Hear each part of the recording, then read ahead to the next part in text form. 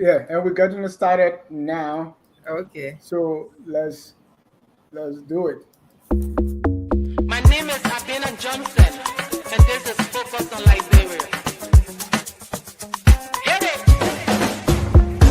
From Cape Mount to Cape Palmas, Mount Nimba to Atlantic Ocean, Obomi Hills to Pocongre, to educate, elevate, and promote.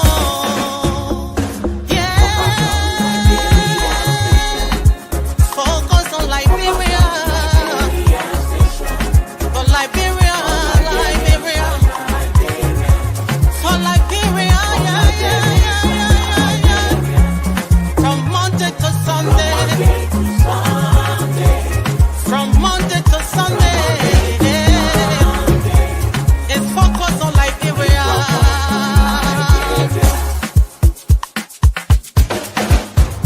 Talk about home affairs.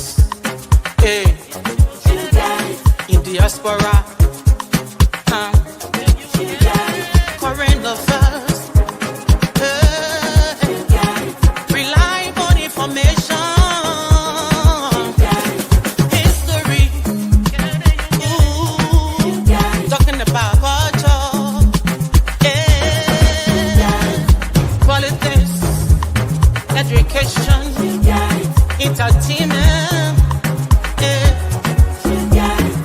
Business, sports, advertisement, articulation. Focus on Liberia. Focus on Liberia. Focus on Liberia. From Monday to Sunday. Focus on. Hello, ladies and gentlemen, and welcome to Focus on Liberia. This is Between the Headlines. My guest is Madam Edith Gongloe-Weh, who is joining me, and we are live also on Cllr Radio 95.9. Madam Gongloe, welcome to the show. Thank you so much for having me, Dennis. I'm glad to be on your show tonight. It's been a minute. Welcome back. That's true. It's been a long time, and thank you so much for welcoming me. Thank you. And our man at controls in Monrovia there at Cllr Radio, James. How are you doing today? I'm good. Everything is okay, and thank God for life. Can't complain. Thank you. James, I'm trying to get your last name. What is that? Wakwe? Wakwe. Wakwe? Okay. Yes.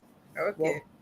I see why you pronounce it. Oh, no. I should Wakwe. All right. Okay, Madam Gongloe, let's get right into it. Being a minute, I want us to start, where, a lot of us have been wondering, because you were in the elections in Dubai, senatorial elections in Nimba, we follow it. You were in the trenches. That time I tried to get you, but you were all the way in Nimba and you were into it. We didn't want to distract you. Let me start by saying, could you share your thoughts on that run for the Senate seat, and what lesson did you learn from that experience? And what do you believe were the central factors influencing the outcome? Well, let me first of all say thank you again for having me on your show. And I want to say hello to all our Liberian people who are listening tonight by radio or watching through this medium. You are all welcome, and I'm glad to share this time with you in your living room, your office, your home, wherever you are. Dennis, I have said to myself, leaders look to the future, and they don't litigate the past, because when you continue to look in the rear view mirror, sometimes it ties you down, it stagnates your movement. But just for the purpose of discussion, talking about lesson learned from my past election and many other elections in the past, I like to say that what I've learned is sticking to your gun and having inner conversations with yourself, being convinced as to what it is that you really want. Because once you're convinced and you're focused about your your dreams and what you want to acquire, your vision, nothing deters you. Every other thing that serves as distraction is minimized in that moment because you're going in pretty focused on your dream. So what I've learned is to remain focused, and even though you fall, but you dust yourself and you get up and you look to the future that you have always dreamed to provide to your people. Because mind you, my contestation, repeated contestation in Nimba has never been about self. It has always been about the call of the people and their dreams and their wishes, their aspirations, the things that they want to see their leaders do, that they see in me, for which they have persistently and consistently called me for spending 14 to 15 years. It has been a difficult thing for me to turn them down. So I have learned to remain committed and to remain focused. That's the lesson I've learned from my repeated runs in Nimba. And of this latest run, what were some of the factors that influenced the outcome? Like I said, I don't want to look in the rear view mirror. All right. Because the factors were glaring. This is national knowledge. Let's make progress. I want to talk about the future going forward. All right. What is it that we're looking to see happen in Liberia? Not just in Nimba. Nimba is just a subset of Liberia. Right. But what is it that we want for our nation as one of the key stakeholders and political, leaders of my people, one of the political leaders of my people who look to me for direction? I am telling them, let's not look in the past. Let's look to what the future has. So I cannot be directing the people to take their eyes off the rear view mirror and then I'm going there. So I want us to begin to discuss what is it in the pipeline? What can we do as a nation? Right. Where are we heading? Are we in the right direction? And we'll get there. What can we do to set ourselves on the path to real sustainable growth? Growth and development, because you can have development without growth. Some of these things can become a mirage. But what is it that we can do as a nation to begin to have a firm and strong, foothold on the path to growth and development? Thank you. And talking about future, I mean, what's next for your political future, especially as we go towards 2029? What are you thinking? So I know this is public knowledge. All of you know that Edith Gongloe-Weh does not give up, right? That one, you ask even the 10 years old child today in Liberia, they will say that woman can't quit. And so as a political leader and a stakeholder in Liberia, I will remain completely and forcefully engaged. I don't know what that engagement will lead directly in the next couple of years to come, but I do know that I will remain politically active, and I mean really active. I mean active to the point where our people will be directed by us as to the next step.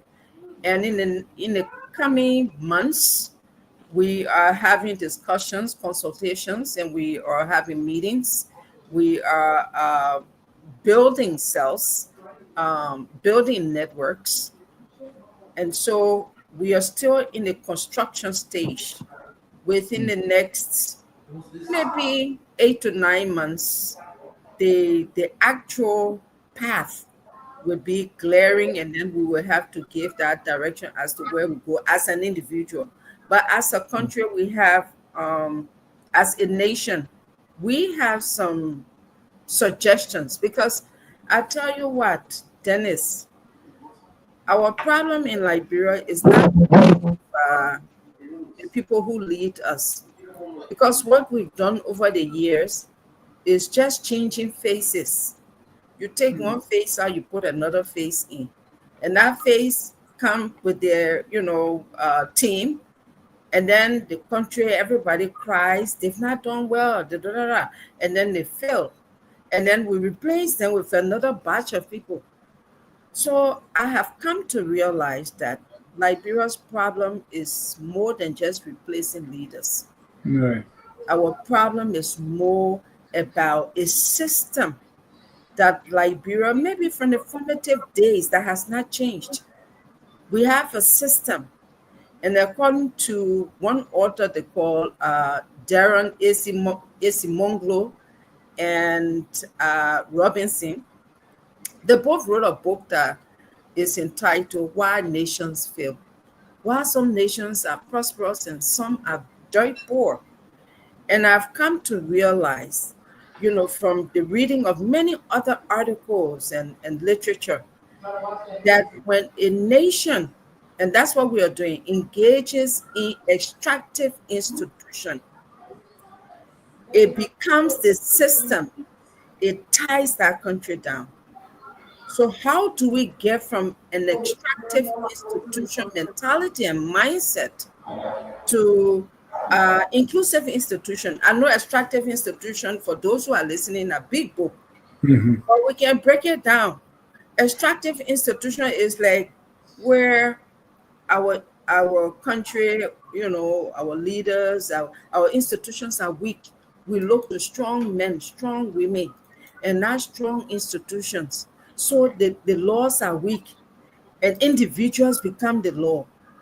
Take, for instance, we have the current UP government in power. And so yesterday, President Baka declared yesterday prayer, fast and prayer. So that in that moment that the law, so we go to fast and pray. But this is not legislated. This is not institutional. So it weakens leadership in our country and it leads to corruption, because now we are looking at strong men to lead us and we are not looking at the strength of existing institutions or strengthening these institutions. This is one of the major problems of Liberia. How do we change that? Thank you. Go with a new concept, and it is the new concept that I want us to focus on today. And we will get there. In fact, I love that book. I wish we had time so that we can jump into it. I have some questions. I didn't agree with some of the things he said, but let's make progress. And let me welcome Dr. Clarence Pearson, who's going to be part of this interview as well. Dr. Pearson, welcome. Thank you, Dennis. Hi, James. Madam Edith, Gongloe-Weh. Yes, no, it's where. Where? Yes, it's Gongloe-Weh. W-E-H. Yeah, where? Look, I'm one of those rooting for you, and I rooted for you during the elections, just in the elections. Thank you so much. Thank you so much, Dr. Pearson. I admire your courage. I admire your strength in pushing for representation in governance. But quickly, before I guess we go on to another question, I just want to stay within the same confines of the questions that Dennis asking you. I heard you mention that you don't want to keep looking in the rear view mirror, and that you got people who are looking up to you as well, and they're concerned about what is in the pipeline. So I'm thinking when it comes to the fact that we have a male dominant society and culture, and some of us saw how much that play a role in the just ended elections that you participated in, and I know you see there are other young women who will want to come like after your footstep and want to be like you, and they see this disparity in how we treat our mothers, our sisters, when it comes to elected positions. So now when you look at Nimba County, what do you look to see in the future to see that dynamics shift amongst your elders and your traditional leaders, that they are now male dominant and driven? So no, I disagree. Because when you are outside of Nimba, that's what you see. But when you are in Nimba, you will realize that the reality is not that our people have rejected female leadership. The problem has been a systemic strangulation of females, not necessarily by the electorate. But when you have a system that needs overhauling, that has not been. I said after the election, there is a need to have real electoral reforms. Then there are issues that we need to deal with. But let's come to the issue of having male dominance and females being left out. It is true. However, the system feeds into that. The system nurtures that against the will of the people in many, many instances. What this has done to majority of the young women and young men, it has further emboldened them. I have become the reference point for many young women. A few days ago, I had an opportunity to be on a platform, and a young woman called from Cllr, Nimba. I believe it was one of these social media platforms. I don't remember the name. I think something about Liberia. But when that one young lady called Dr. Pearson, she said on that radio, she said, Madam Edith, you don't know how much you've inspired me. You have shown me that defeat in political election should not be the end of your game. In fact, it should be an inspiration. She says, so your persistence and consistency has inspired me. Now I feel like no one is going to stop me. So I want to say that in every bad, sometimes good things come out. So the fact that I've had these experiences over the years, it has now inspired a new breed of female leaders and young men who are now vying to support the women. They say, if this is how we're going to treat our women, I have my daughters. I don't want my daughter to be treated like how Madame Gongloe-Weh has been treated. So you see the emerging energy and the dynamic and the change in the thought process of how our electorate are now engaging. And our young women who would otherwise never have thought of politics because of the experiences I've had. We have a cohort of women, young women, who are now saying, because of this, I'm going to get into politics in Nimba. As a matter of fact, the by-election in District Number 5 to replace now Senator Koga's seat, there's a young woman who is among 9 men, 10 aspirants. There's one woman among them. And she called me, she reached out to me, and I reached out to her as well. We've been having some real serious conversations. And she has said that I've been inspired by your experiences. I may not have money. I know, madam, you've not had money in the past. But I'm going to stand up and I'm going to fight this fight, whether I win or not, but nobody is going to stop me. And that, for me, is rewarding when you hear people talk like that. So I think there are lots of positive in what seemed to be a negative trend. Thank you. And still looking forward, and I will come to the District 5 election in a minute, but looking forward, we've seen this back and forth between either CDC or the UP since 2005. Where Liberians are, is either CDC, is either Unity Party since that time. As we go towards 2029, are you, and let me tell you, there is a movement called NTR, Never to Return, headed by, it's a new group started by Anthony Wonder Freeman. He said, well, these two parties have not served us well, so let's give them NTR and look for a third option, right? As you hold these consultations with people towards 2029, are you thinking in that direction as well for a third option? I know you have one time or another supported the Unity Party, supported the CDC. Now, are you thinking of them all? Right. So, going towards 2029 now, do you want to give them NTR and think about a third option? Well, I don't know if I want to use Mr. Wonder's word or his phrase as NTR, never to return. But what I do know is that, or what I believe is that there needs to be, some overhauling of our political system and political institutions. What that overhauling and what that resetting would lead to be it new institutions emerging or existing institution be,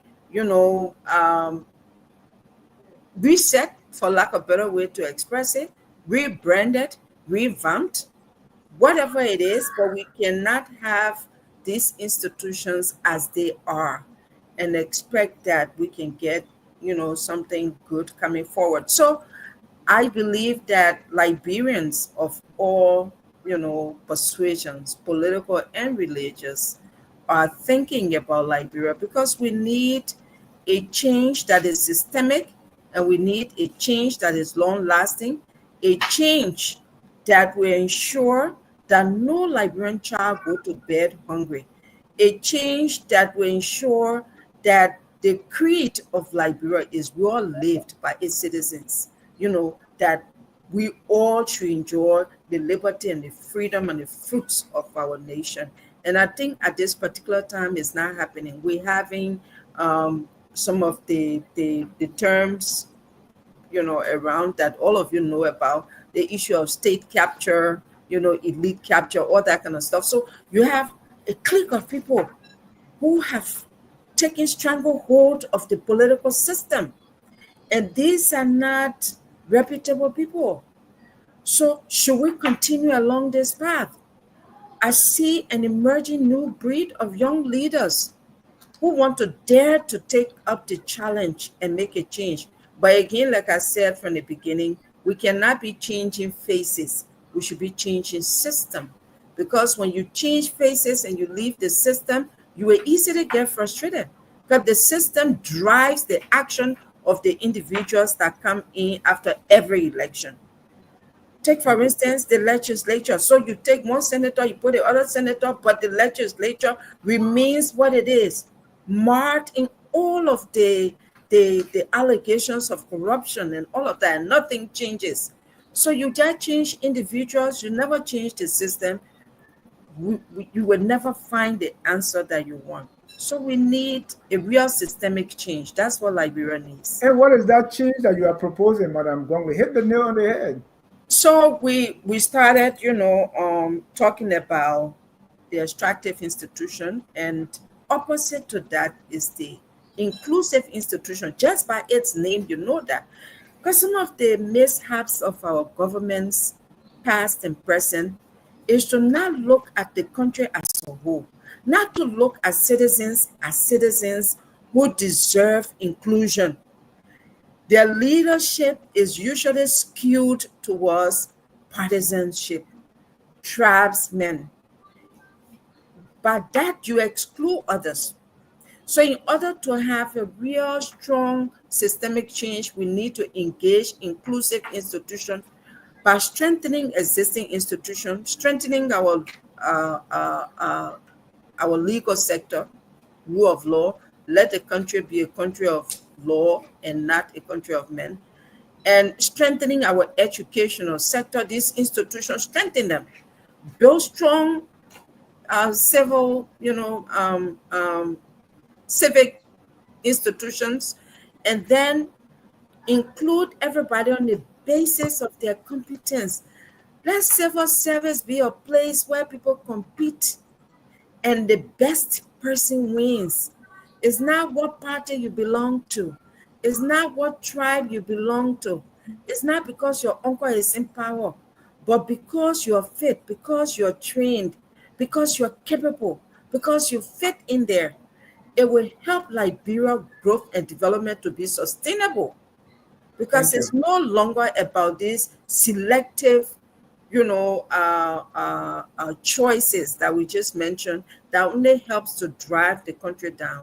And this is not just now. It has happened in the past where cronyism took center stage, and it breed more sycophancy, because now if I can pray, sing to you, then you put me on salary. So what's going to happen? We're all going to be praising, and it's going to kill our objectivity, because you want to survive. So you're going to pray, sing to the next leader so that they can take you on their trip.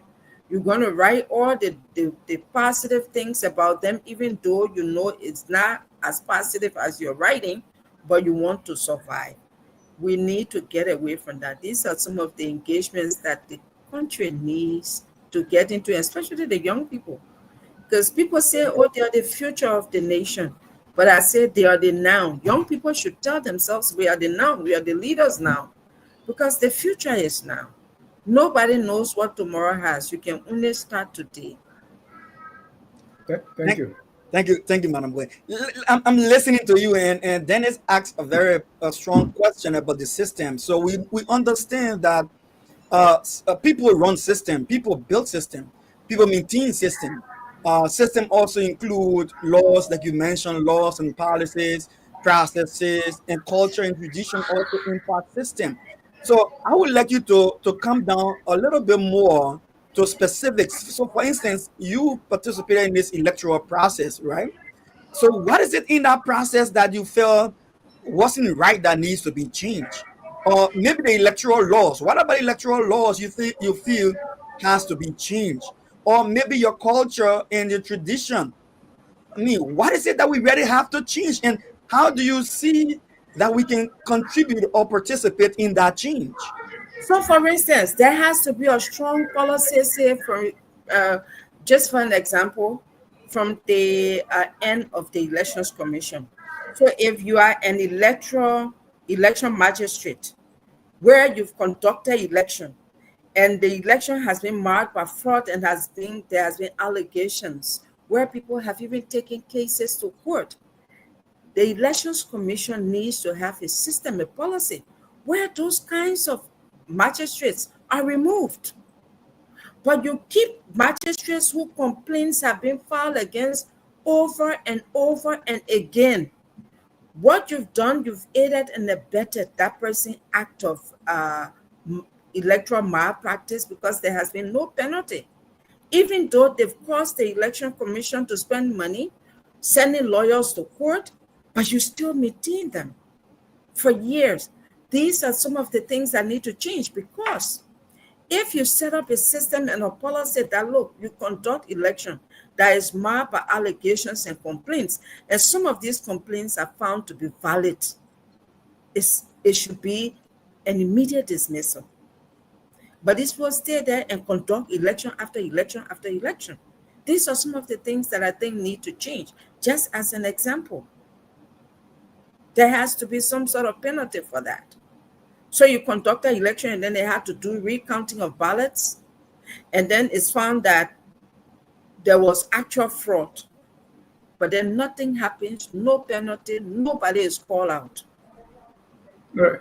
And Madam Gongloe-Weh, one thing about that we've seen, especially in Nimba, is these political leaders playing like or legislator playing like a musical chair. You are representative, you're running for senator, it opens a by-election. Already we don't have money, and then we do a by-election costing million, nothing is changing. Thank you. What would you propose? Here in the States, the governor will appoint until the next general election, right? Can we have something along those lines? Because we don't have to do it like America. Running. We don't have to do it like America. We don't have money like America. We don't even have to appoint. There needs to be a law that if, for instance, you decided you want to be a representative, it didn't come overnight. You sat and thought it through, and your people came and petitioned you to run, and you ran as a representative to represent that district. Your term is not up yet. There's a vacancy. Leave it to others to compete. You jump from that to the other, and then you cause by-election, and then that by-election costs money. Yet the country complains about money. Salaries are not paid. Our nurses are not taking pay, or if they're taking pay, it's not even sufficient to send their children to decent schools. Nurses are making $150. For heaven's sake, $150 in Liberia in today's economic environment, it cannot sustain the person as an individual. Teachers are not being paid. Our schools lack benches. Almost every county in the Republic of Liberia, no exception, including Mossorado County, Go into rural Moserado County. There are primary schools that don't have benches, don't have teachers. You still have what you call volunteer teachers. Give me a break. What are they going to teach? You have volunteer teachers who are paid by the community. And so there is no real political commitment to education. The money is spent on frivolous things like by-election, like we're about to have one now in Nimba. It's not called for. So there needs to be a law, for instance, that bars sitting representatives and senators for running for open seat. Let it be open to those who have no position. I think such a law will help to minimize the fast creation of by-election, especially that Nimba County is becoming so notorious for that.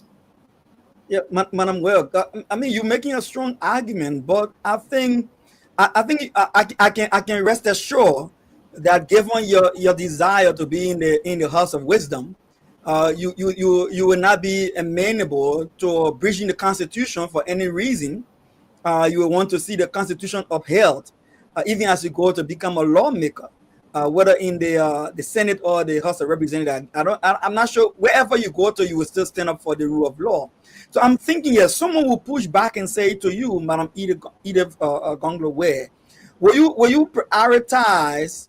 I mean, the trampling down of someone's fundamental right to contest for an elected office by the will of the people over not wanting to spend more money in doing so? Will you put money over someone's constitutional right? So in this country, our laws are made, or they are a direct replica of the United States laws. And it talks about the freedom to participate, to do all of that. But in this country, when a sitting congressperson dies, the party, 10 people can come and say they want to be, no, the party selects who. So we want to say then, but that they're infringing the constitutional right of the citizens of America who want to contest that vacancy. It becomes a rule, a standing rule in the Congress or in the Senate, and they abide by that. It doesn't in any way trample on anybody's rights. So we are talking about rules here. It could be a rule set within the legislature. It only becomes trampling the rights of people when that seat is vacant and these people are not represented. But we are saying we open it to competition, but these are the criteria, these are the exceptions. I don't think it's going to be violating anybody's rights. If it is not violating any American right here, where the governor selects who will be, or the party people decide the person will fill the seat, if it's not trampling on the rights of others who may want to vie for that seat, I don't think that's going to be the case in Liberia.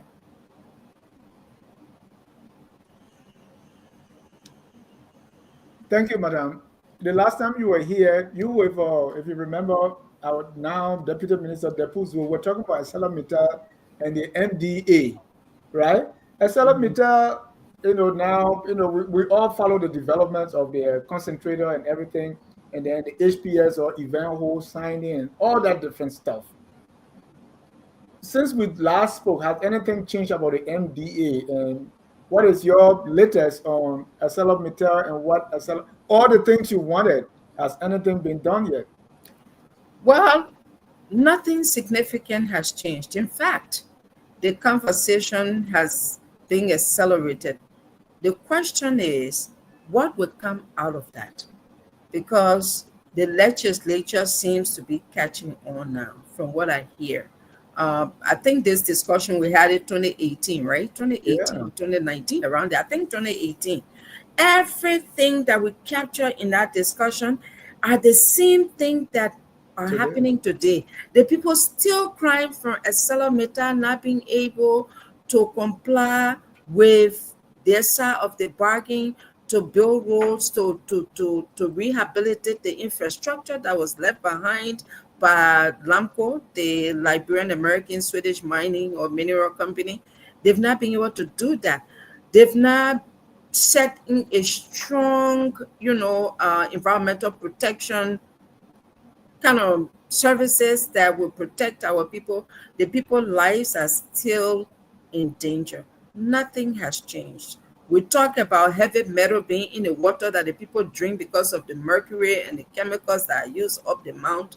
Now that they even have a washing plant, we have danger now to our marine life. So, you know, our ecosystem is at risk because of these activities. Nothing has changed. The thing is, now that all of these things are hanging, even scholarship, employment, all of those things that they had stipulated time frame to meet, that within 5 years this will happen, within 10 years this will happen, they're falling short of it all. Thankfully, the Nimba Legislative Caucus, along with the Bond Caucus and others, are talking. Again, to what extent that talk is going to be sustained to a logical conclusion, I don't know. I don't know. But what I know is that there is ongoing discussion. Cllr Meta even want now to sign a new agreement for another 25 years. That's the discussion now. And it beats my imagination that if you had the first 25 years and you go 20 years plus, and you still haven't completed some of what you should have done in 5 years, no sensible person will want to give you an extension or a renewed contract if you didn't do well with the first one. But again, it is only people who are in government who will make that determination. And this is why we have said over and over, let there be leadership that is sound, empathetic to the plight of its people. Because if you are a leader and you're leading for the people, then you look solely at the interest of the people.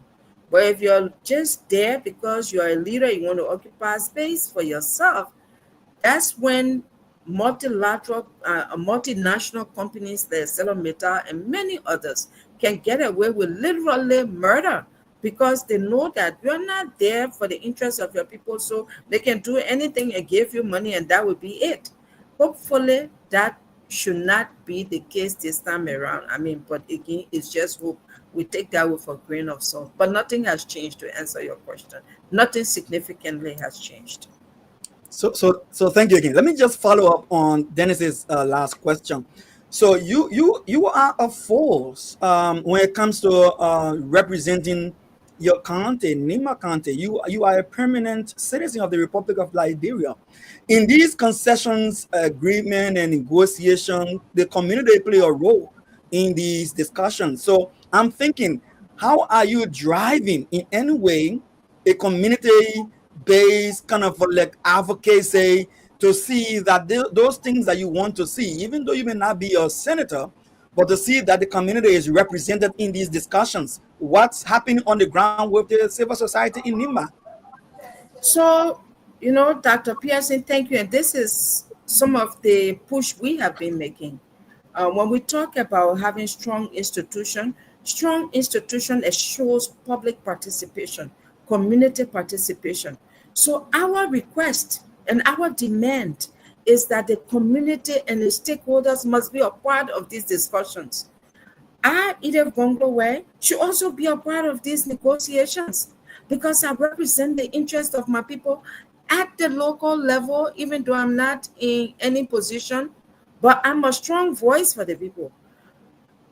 Unfortunately, these elites wouldn't want a voice like mine to be at the discussion table. They wouldn't want a voice like some community youth leaders and women leaders who will be asking strong questions. Who are these elites, if I may, just for clarity? The elites are those who are in power, who have the gavel, who have the decision-making power to negotiate with these companies. And some of them, it's almost like a musical chair that we said. They move from one regime to the other. Every regime you see them inside. It means that they really have no real strong position. They don't have any strong ideological leaning. So anything that fills their pocket is there. These are the elites. And they're pretty much, they've held Liberia hostage. They've taken hold. So they wouldn't want a voice like mine at the table. I remember the other time on Spawn TV, Stanton made a joke, even though he said he was making a joke. But you know, I was saying like, well, truth, facts come through jokes, right? So he said, oh, now the legislature, they say they want to create more seats, I think 20 seats or 10 seats, whatever the number is for women. But the only thing, he said, the vice president said, Edith is not one of those women. They want other women, but they don't want Edith Gongloe-Weh. She's not one of those women. And, you know, he felt he was joking. But again, like I said, facts come true, joke. So there is this attitude that when you know what it is and you have the knowledge and you will hold people accountable, they have a saying in Liberia, the system can't buy you to be with them, the system will bury you. So the system continues to bury voices like ours consistently from one regime to the other. You know, successive regimes have done that. But can we continue on this route, given this age that we are living in? This is the age for Africa's redemption, where other African countries are now, you know, standing up. They are now engaging the development of their resources in different manner and form. They are now having, you know, shared interests with these multinational companies. They are moving away from the tax regime and even the royalty regime and all that, and sharing and say, look, we're taking ownership. This is ours, like Botswana did, you know, like this is our goal. You, the beer, you get 50%, we get 50%. You bring the money, you bring the mining equipment, everything we mine, but we sell it, and the proceeds, 50% for you, 50% for us. So if you get 1 billion, guess what? Botswana get 500 million, they take 500 million. So it becomes a win-win for everybody. But unfortunately, Liberia has not reached there yet. We are still on the path of where we give it to you, we give you tax holiday, we give all that, then you pay taxes to you. So really, we take it free. Just give all what you can give us. Yeah. Right. And that's why I have this crazy idea, because I saw the last time or Representative Fula. He said, well, if the road from Salala to Monokomna is to be built and Wologisi got to go, let Wologisi go, right? You know, let's sign another concession. I have this crazy idea, and I don't know what you think of it, that we even have a 25-year moratorium on these signing this concession agreement with these multinationals. Because what if we think of today and sell everything? Our children's children, what are we leaving with them? How do we really fit? And then let me throw in also the new one that the president signed with Evenho or HPX, this multi-rail and all these different things. How can we tighten some screws on these multinational concession agreements? Don't forget Firestone. How can you tighten the screw? Yeah. You can tighten the screw when you decide as a nation that you're going to fight for your nation and not fight for selves. But as long as we continue to put self before the entire nation, it's a difficult and uphill fight. Is to do these kinds of things and to take these decisions, it has, you know, some consequences that will not be positive from the beginning, because it takes sacrifices. It takes sacrifices. But the minds of the people too, the people should be enlightened, they should be educated, they should be made aware that, look, as a country, can we make these sacrifices for the next 5 years? After 5 years, this is where we're going to be. And once the people actually see honest and the real political will that everyone is sacrificing, not just the ordinary people, but even the lawmakers are sacrificing. The ministers are sacrificing, the president, the vice president, everybody is sacrificing. There will be no ordinary person or lower level person, the ordinary citizen, that will cry. But like right now, we talk about, oh, hold your heart, it will get better. Someone said from the beginning, lower your expectation, but they are not lowering their expectation. Their salaries remain the same, untouched. They are still riding big cars. They fly to Ghana and India and other places for medical services. when the 98% of the population don't have the means?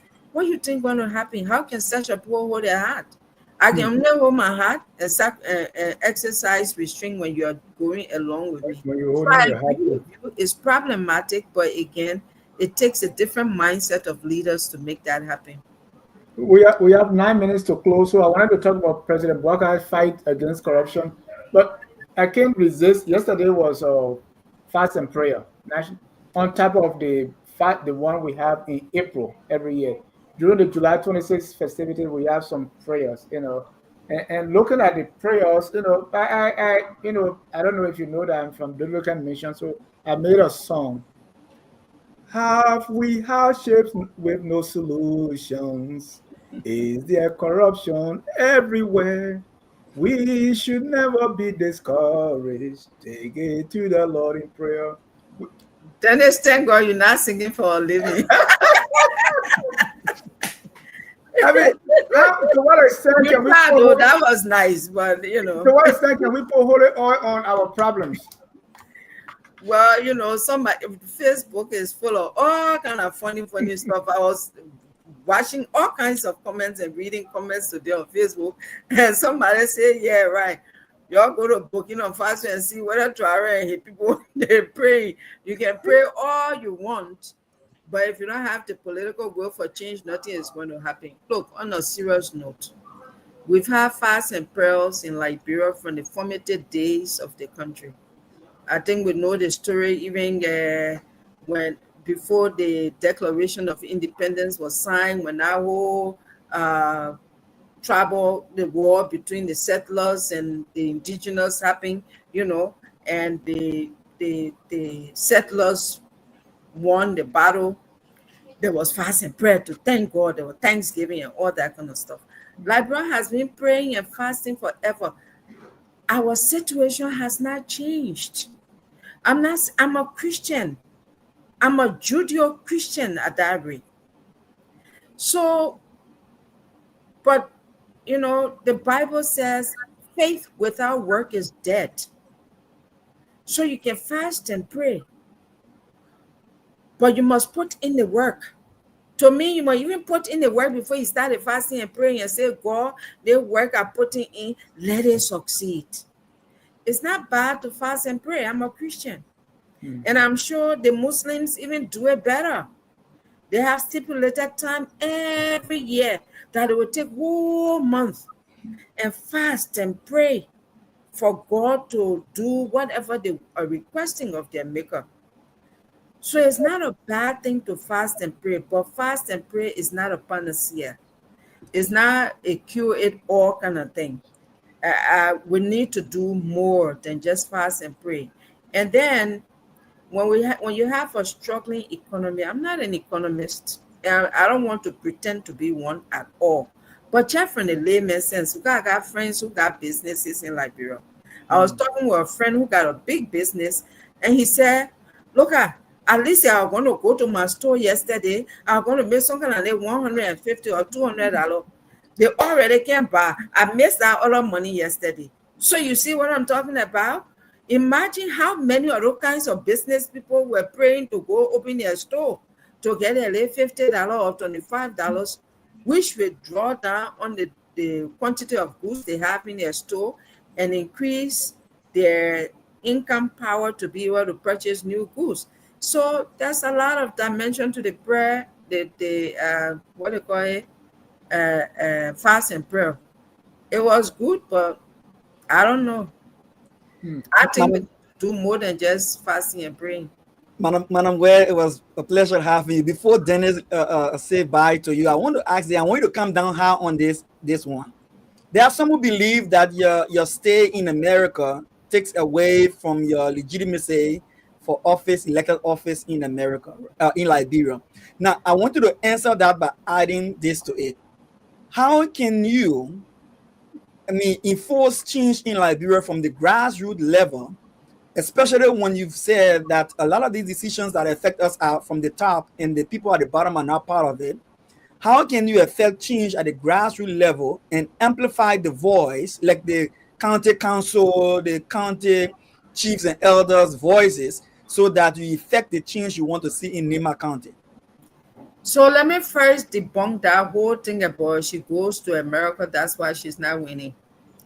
Take from 2011 to 2025 and look at my election record. It's always been the strongest. In fact, maybe I'm the first in the history of the Republic of Liberia to have this kind of consistent election showing, spanning 14 to 15 years. You don't see that. Politicians come, they do well the first time, the second time they come, they go further down, they come the third time, they are wiped out and they never come back. I've been there 4 times, and my number 2025 was over 40,500 votes. What does that speak to? That tells you that whole propagandistic talk about, oh, she go to America, it's not real. It doesn't jive with the people. What is important is that our people know who we are, and they've always yearned for a strong representation in the Senate, and they know that I have the ability and the capability, the preparedness to do that. And they trust that. And because of that trust has never been broken. That's why my numbers have never shaken. And by now, people should get away from that and realize that what has happened has been a systemic railroading of the votes of the people, which we are not going into, like we said, we can't look in the mirror. But that whole allegation has fallen flat to its face, but my strong showing in the 4 elections that I've participated in. Now let's come to the issue of the grassroots being heard. And I said that, and I hope that our leaders who are in public positions are listening. The way to fight corruption is to minimize secrecy of deals. And the way to be open with these negotiations and these deals is to have holistic public participation. The people who are affected the most, their voices must be at that table.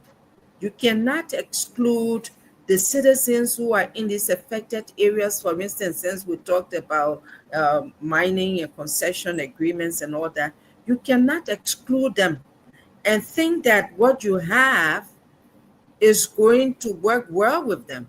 That's why we continue to have protests after protests. People are blocking railways because they're not aware of these negotiations and these agreements.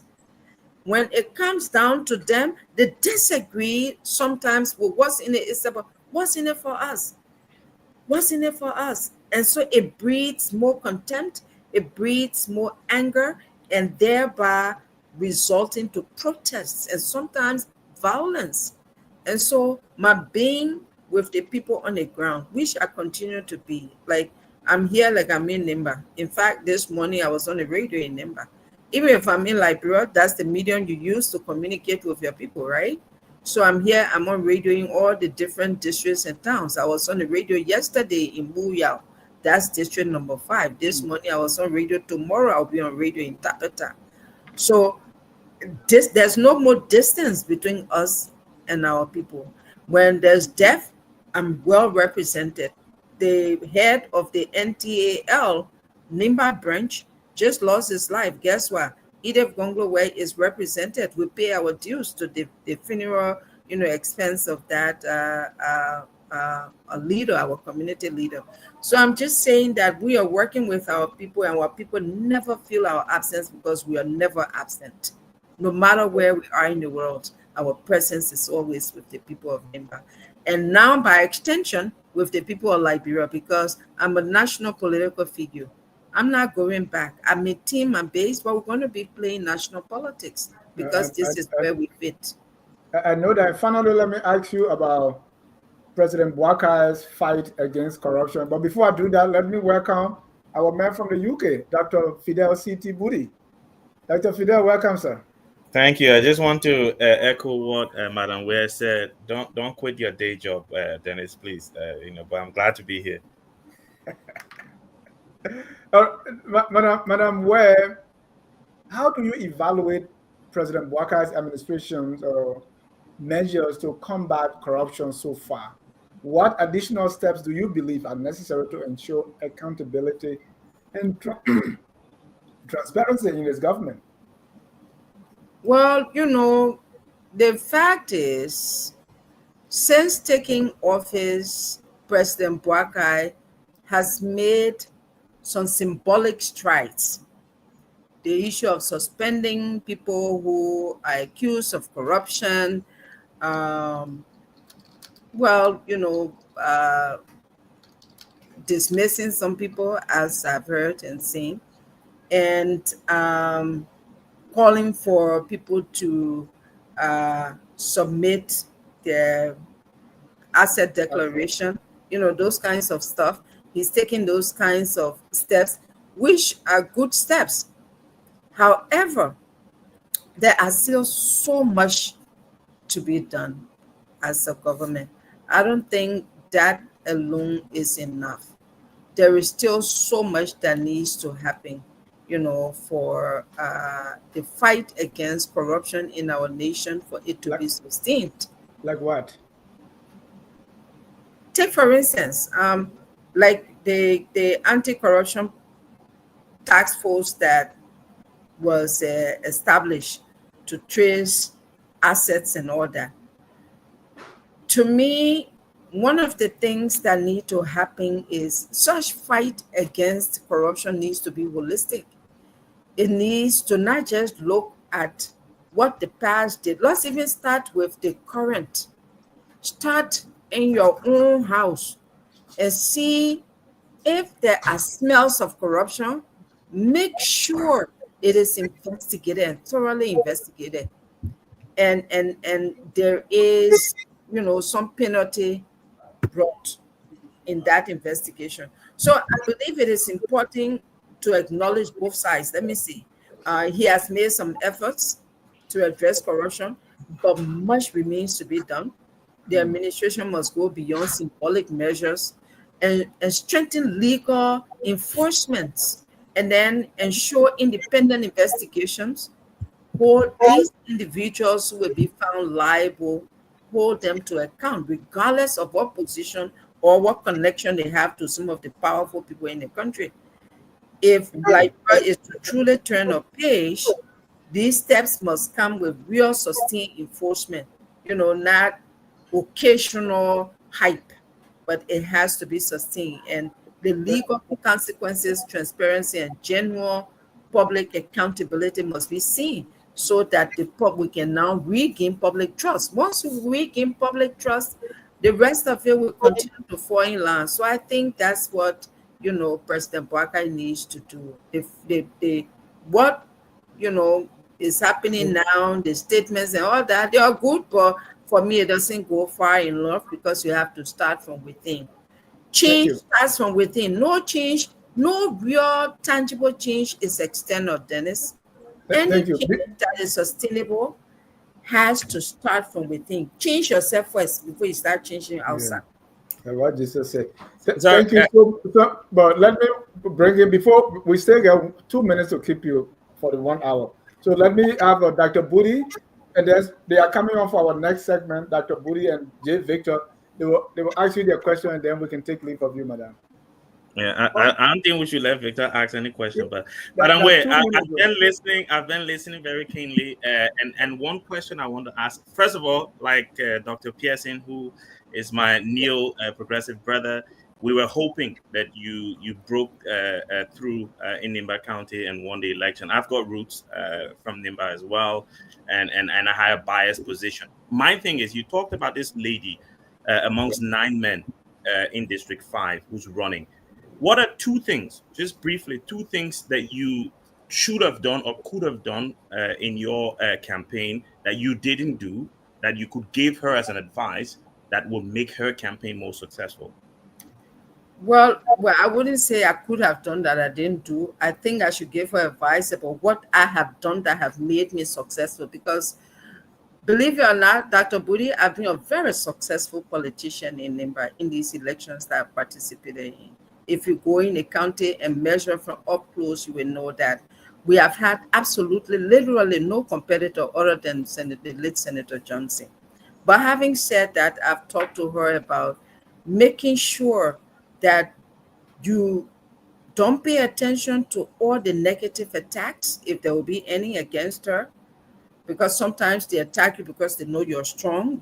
They can't beat you. So because they can't beat you intellectually, they can't beat you politically, they will try to beat you by denigrating you, so that you get distracted off your game. So I've told her, remain focused, don't be distracted, do door to door, engage with your people, build relationships with the women and the young people, because these are the real voting population of Liberia, the young folks and the women.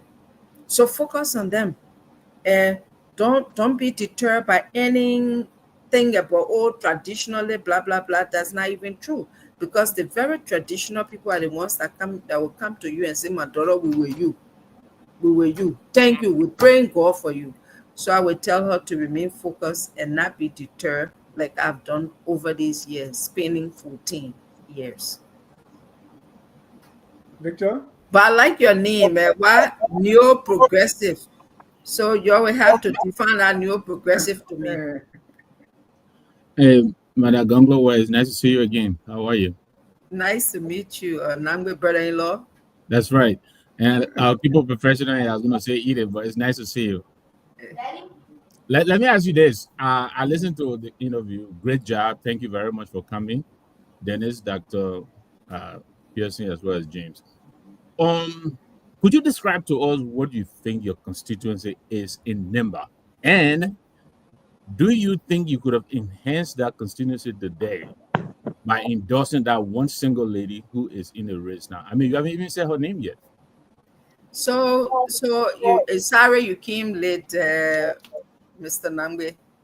I just said that I've endorsed the one single woman in the race. Oh, okay. Not only that, I have endorsed her on radio in the district that she's contesting in Ganta. I've also set up a team that's going to go in the district to campaign with some little money. I send money as well. The guys go and give her this and campaign, do some flyers and all of that. So yes, and we talk about that when you weren't here. So yes, we've endorsed the woman. Thank you. Do you mind saying her name? What's her name? Kema Wongbe. Madi Kema Wongbe. Thank you very much. You're very welcome. Mr. Bwaka, are you closer to send the madam? I just want to say thank you and welcome to Focus on Africa. My name is Abu Bwaka Idukle, and I'm reaching you from Winnipeg, Canada. Okay. I just wanted to know, usually females are generally marginalized in our body politics, and you represent a symbol that I think resonate quite a lot with the female population of Nimba County and probably outside Nimba County. With that said, how do you look at the motivation among the female population, I mean the female voters, beyond the ethnic affiliations? So I did talk about that earlier. I said, just like you said, we become a symbol of gallantry for women politicians or would-be politicians.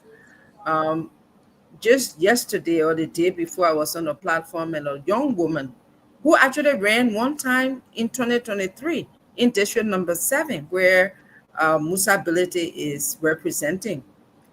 She was discouraged by her experience, but she called on a talk show last night to say, Madam, you have been my inspiration. Now I'm not going to quit. So to answer your question, young women have seen my experience, and it has emboldened them, because they've seen that, yes, I may have fallen many times, but I still stand up. I dust myself, I put my head up high, and I remain persistent and consistent with my vision. I've never listened to stop. So I guess they've seen that I am unstoppable. And because I am unstoppable, they are now inspired to not allow anything to stop them.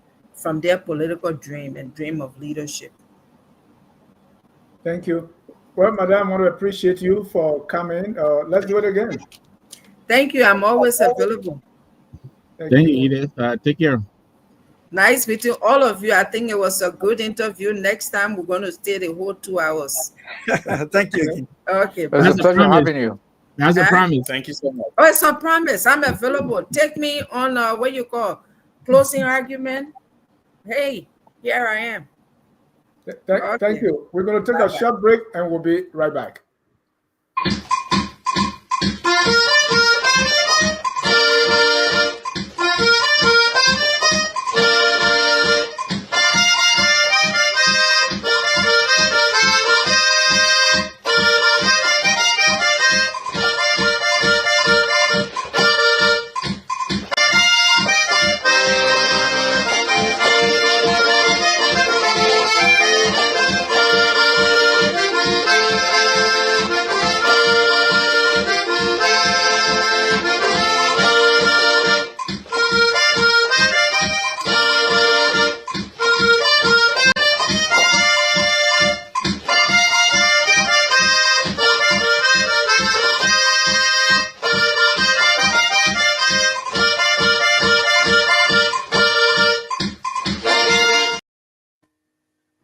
All right, that one is from J. Victor Home.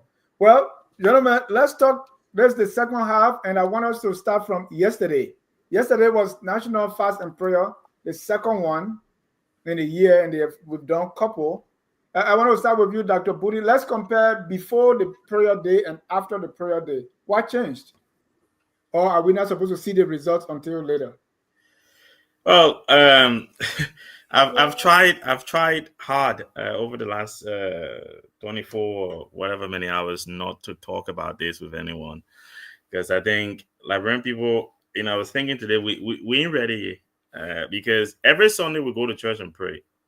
Almost every month we fast, sometimes for 2-3 days at a time. We've got our Muslim brothers who fast for a whole month every year. Now, if God can listen to all the fast and prayer, then that one day fasting and praying will change our whole trajectory and make everything better, then we are not ready, right? And I'm glad that Madam Gongloe-Weh talked about faith without work is dead. Look, for those of us who are Christians, even God himself worked to create the heavens and the earth. He didn't just sit down there and pray. He was working. You have to use your hands. You have to use your brains. You have to use whatever capacities you have to develop the country. Like she said, we have to revamp the system so that the little money that we have can go a long way, right? We need to invest in sectors that will create jobs like agriculture, healthcare, education, instead of paying people to fly all around the world, going to look for things that they didn't lose. I don't think this president is serious, right? I've said it many times before. And I think the people around him are not serious as well. Because if you think that praying is the way to change the minds and the lack of political will in Liberia, then you must be on something that is so strong, maybe we can't even say it on TV. Thank you. Victor, I know you came in late and we had an interview with Madam Gongloe-Weh for an hour. I mean, what you make of it, you think there were certain things that we didn't say because every time you do an interview, they say, oh man, you're supposed to ask this one here. Why you didn't do this one here? Well, yeah, thank you very much, Dennis. And I didn't say a proper welcome to you guys and our audience as well. Please share the show, invite a friend. No, I think you did very good. The interview was good. I wish you had pressed her a little bit more on her constituency, because I think I've said this. Cllr will tell you. I think you brought out. I think it was Dr. Pearson who alluded to her, frequent absence from the county, and a lot of people call her, a USA resident. She only comes in when elections come and all of that. So I wish you had time to talk a little bit more about her constituency. I understand. I'm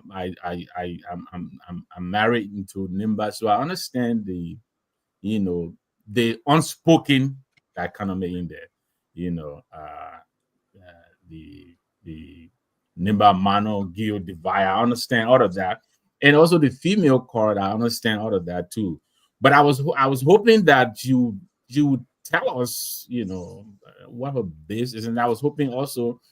She said she called this lady name and she endorsed her, which I think is good. I think that could also help to enhance her constituency. The fact that she's putting somebody in the race now, that person could very well win tomorrow, and I think because I think she's going to run again. So I wish a little bit more time had spent in drilling down on her constituency.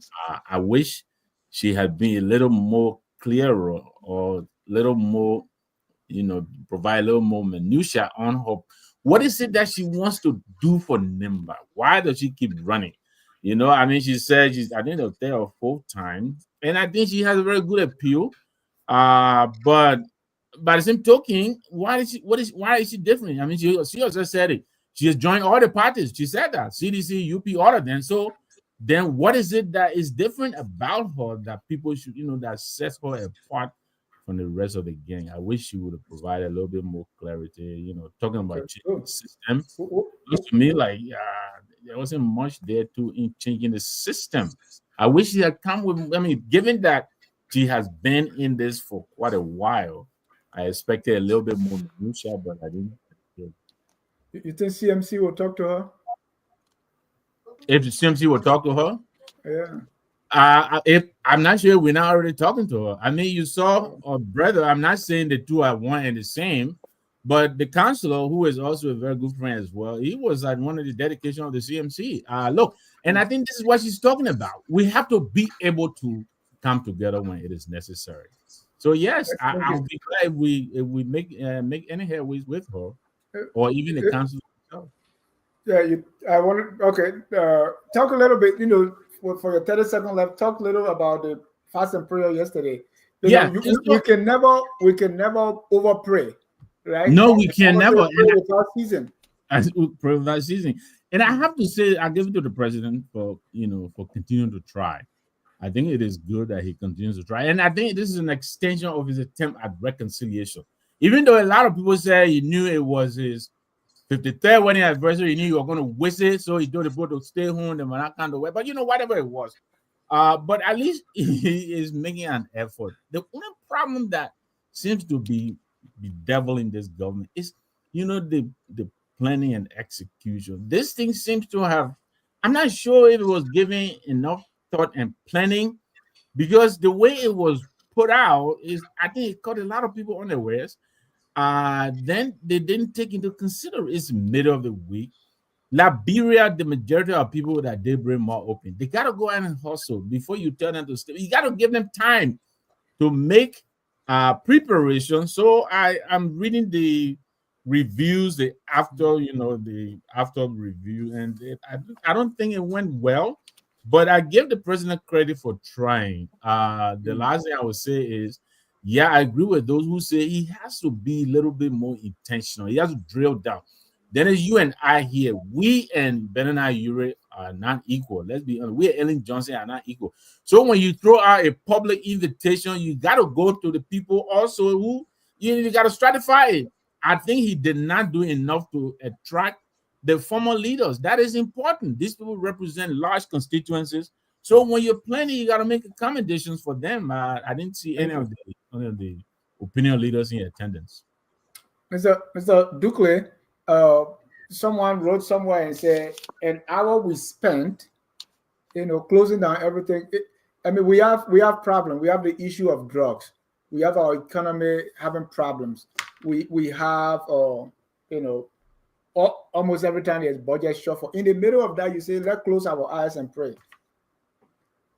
What is the president trying to accomplish? Is it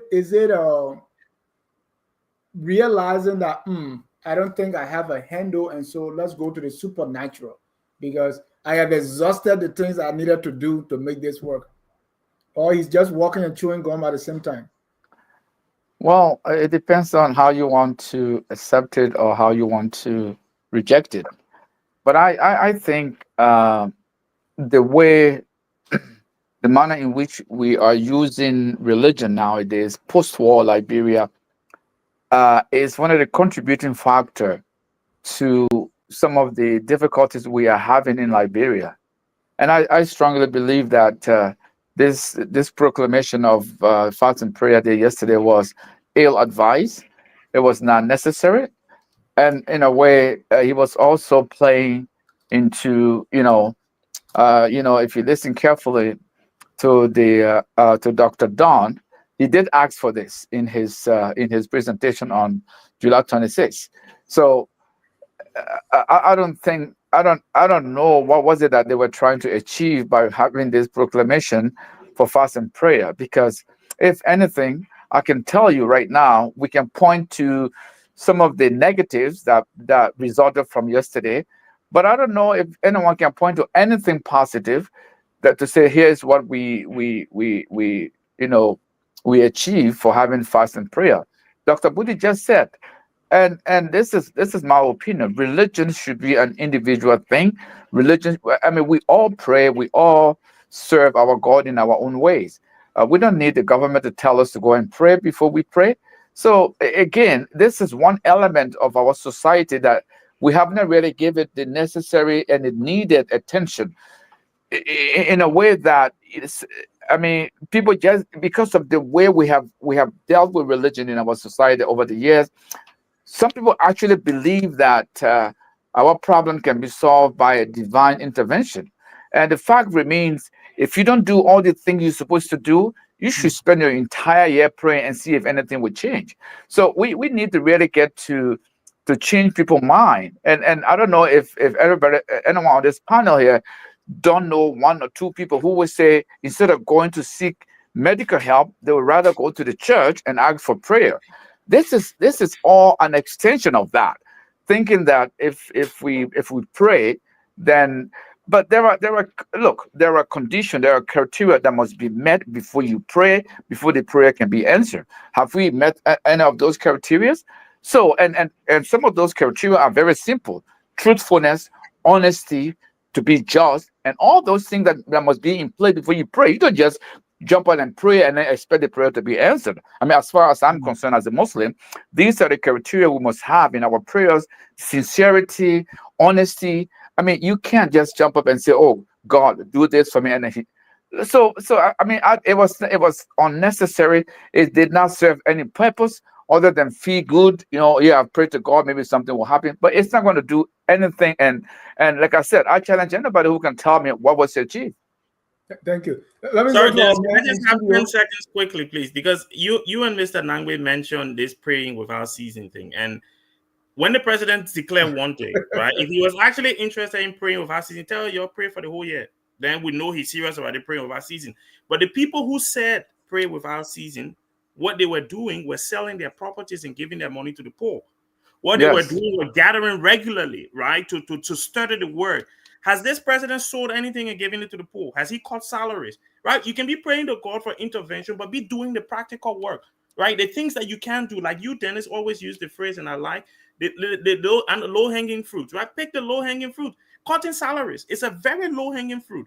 Slashing this whole nonsense of fuel and gas slips and scratch cards and whatever it is. Those are low-hanging fruits. And then I can understand closing my shop down because now the police officer is making more than 150, so he can buy more bags of rice. He can pay higher monies towards school, so the school can then pay for benches and books and other things because the cost now is coming in. People can afford things. Then you tell me pray. In fact, I will be the one at the front of the line praying for Liberia.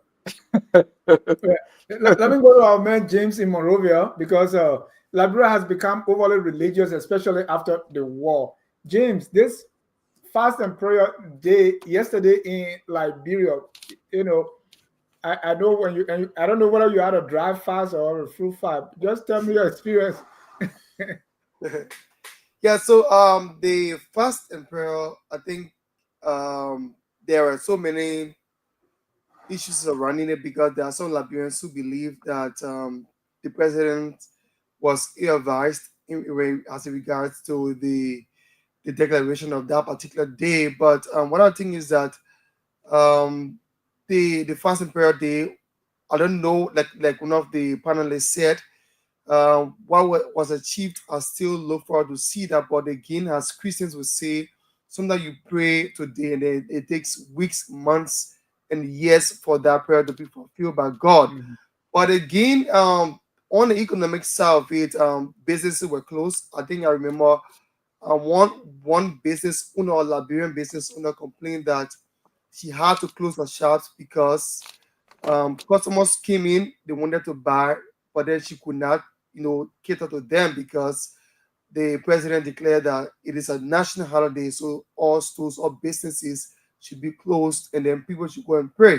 So imagine what that meant for her, that customers coming to purchase goods, and then you cannot cater to them. Then there's no guarantee that they will come back the next day to buy from you. And looking at how Liberian businesses struggle to survive in this, the complex environment they find themselves in, it becomes very difficult for them. So it was at a standstill yesterday, and people complain about different issues. But again, I think Liberians gathered to pray, but we look forward to seeing maybe some spiritual cleansing, because we have had a very dark past. Our presidents were killed while in power, and a lot of things happened. People died during the Civil War. So perhaps we're praying, that some of those things God can forgive us and look at maybe our hearts, that we want development, want our leaders to change, we want corruption to be eradicated from public offices. We want our leaders to take the people at heart. The country should be put first, and all of those things. I'm sure I interviewed one person yesterday about how they saw the entire day, and they said that one of the key things they prayed for was that leaders would try to prioritize the interests of Liberians, because they feel neglected, they feel abandoned at some point in time, that representatives, lawmakers cannot provide for them, cannot do what they ought to do, and then they'll just start to do things out of the way, like to ride fancy cars, live luxurious life, and the very thing that they promised them during the campaign periods, they do not live up to they do not try to fulfill those promises. And then that's one of the prayer points, that Liberians, politicians, should be at least focused on developing the country and putting the people first. Thank you. Dr. Pearson, let me come to you here. Like, I really don't believe that we can pray our way out of corruption and all the different things. But take for a minute, I'm being a church boy, mission boy.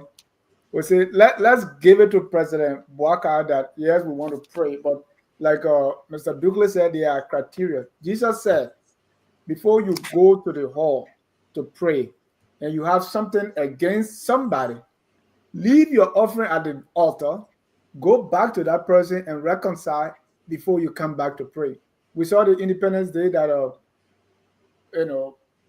some of our national leaders were not there. I don't know if they were invited. There had been this, as the young people will call it, beef with President Weah. Like, he couldn't even use the lounge at the RRA. So it looked like President Bouaka has now settled some things with other people before even this prayer. There got to be criteria. And let me be even more biblical here. Second Chronicles 7:14 says, if my people who are called by my name shall humble themselves, criteria number 1, and pray. Criteria number 2, seek my face. Criteria number 3, turn from their wicked ways. Then will I hear from heaven, will forgive their sin, and will heal their land, right? So there are a lot of things. Even if President Bouaka was becoming spiritual like me now, you can't jump over these things. Dr. Budi, is President Bouaka jumping over the other criteria and think that we can pray our way to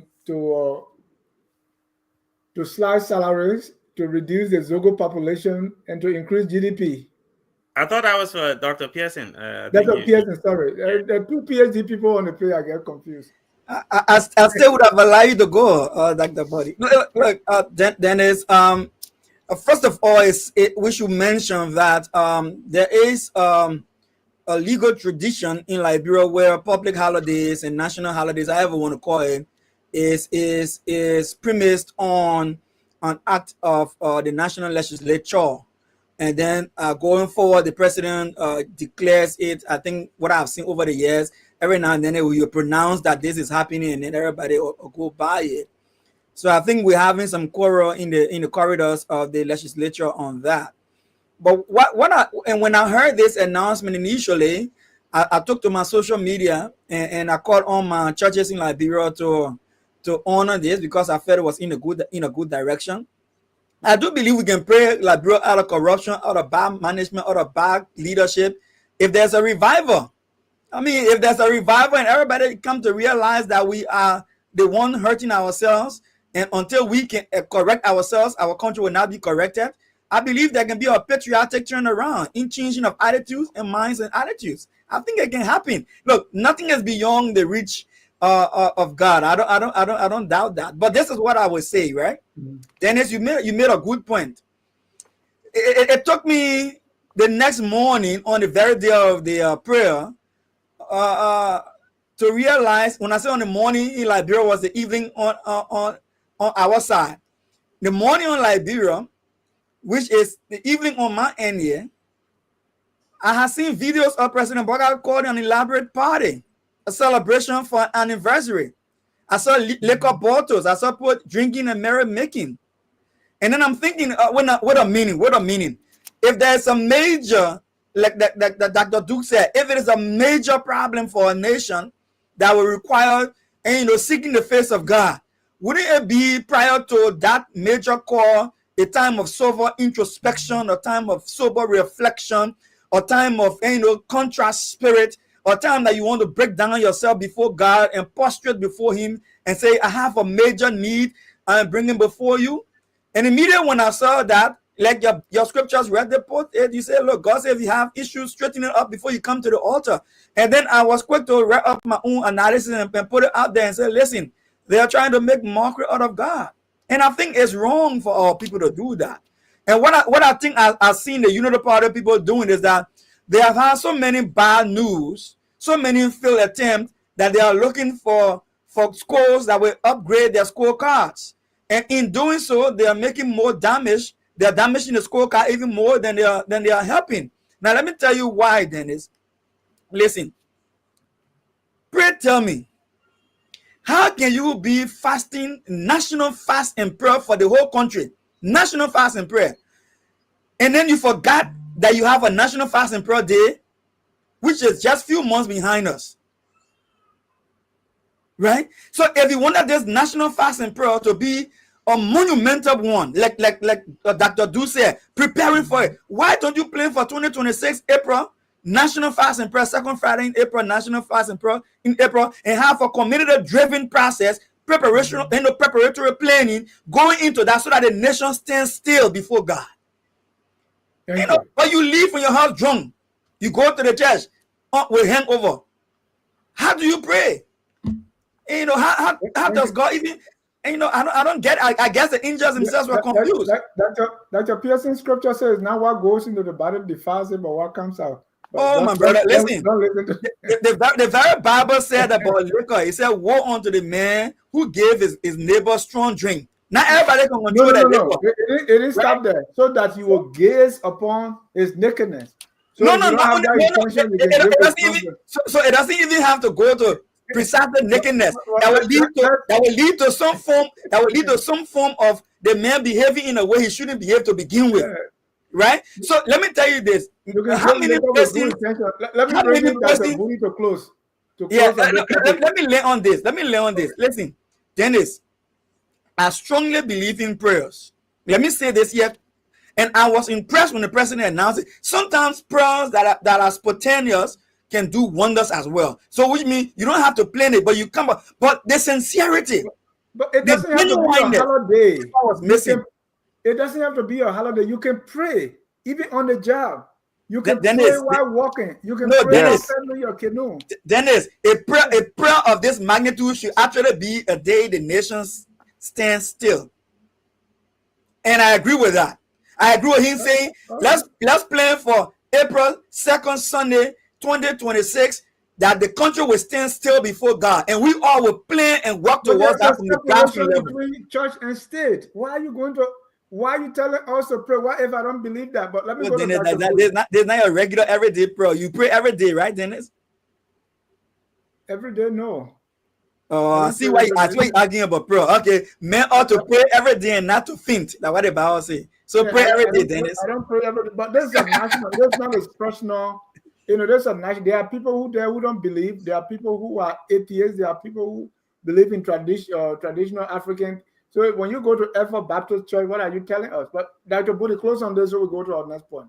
No, the thing is, first of all, as a Christian as well, Dr. Pearson and everyone else who has said they're Christians on the panel, I understand prayer, right? Jesus Christ, when he taught prayer as a communication with God. Prayer is not always about going to ask for things, right? Sometimes you just pray to tell God thank you, right? Or you wake up in the morning, you say, oh, God, thank you for waking me up this morning. So you can't always go to God and ask and ask and ask. Having said that, most of the times when we go to God to ask for things is because we don't have the capacity as individuals to achieve those things. For example, you need understanding that is beyond you. You go to God, God, yet help me to understand this thing because I don't understand it. My brother, I'm not an economist, right? I'm not sure if we got any economists on here, but I can guarantee you all of the things that we've been talking about for the past months, right? If this government was implementing some of those things, our country would be further along than it is now. Many people, Madam Edith Gongloe-Weh was on here earlier. She talked about slashing salaries. We've talked about it from the beginning. Mr. Nangbe has said it. Mr. Dugley has said it. Everyone on the platform and other platforms saying, look, we're paying our legislators too much money. We're wasting money on gas slip. We're wasting money on things that we shouldn't. The president is traveling all the time. We need to cut back. In the UK and in every country in the world, they call it austerity. When you don't have money, you cut back on your expenses. That's what every rational human being would do. Start there. And then go to God, say, God, can you increase our budget from 800 million to 2 billion? Because we already now cut our recurring costs from 700 million to 300 million. But the 500 million not enough to solve our problem. So now we want you to extend. That's how you go to God. Then some of us, like I said, will be at the front of the line because I can see this president means business. He's already slashed recurring expenditures down to 300 million. There's 500 million being invested in the country. Now we need to grow that 500. God, yes. How can we grow this 500? It makes sense. But the whole thing, you just jump off. Like the unification thing you came up with the other time before you went to America. We already had unification. Then you start sending text message. Then you can't say another unification. For what now? Because while we're stupid now, we get work to do. You get people losing money in the country there. The country already had. Police officer that sort of go call it a lady on the street yesterday. You say they must stay home. Honestly. And then you expect me to be happy about it. It's a complete look, it's a smoke screen, basically trying to divert away from the rampant corruption, mismanagement of the country that is going on.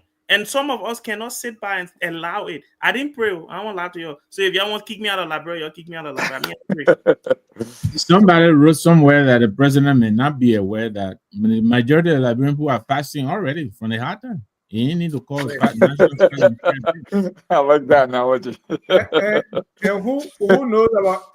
I don't know if you're telling people to fast, and Brother Douglas can relate to this.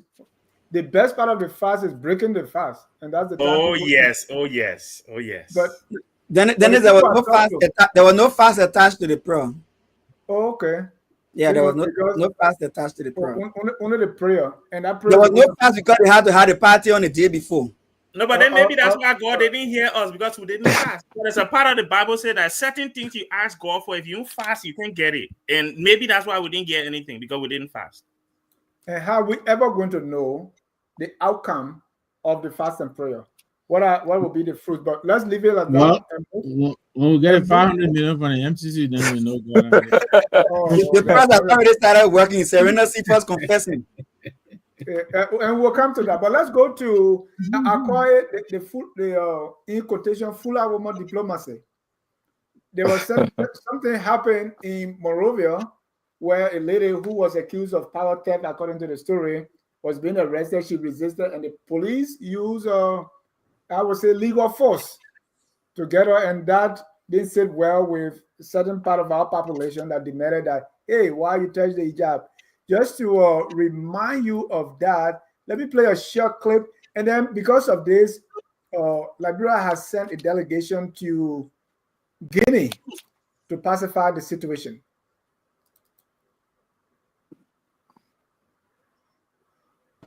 Yes, that's I got you force on. Doctor, if I you force on, you'll be back on.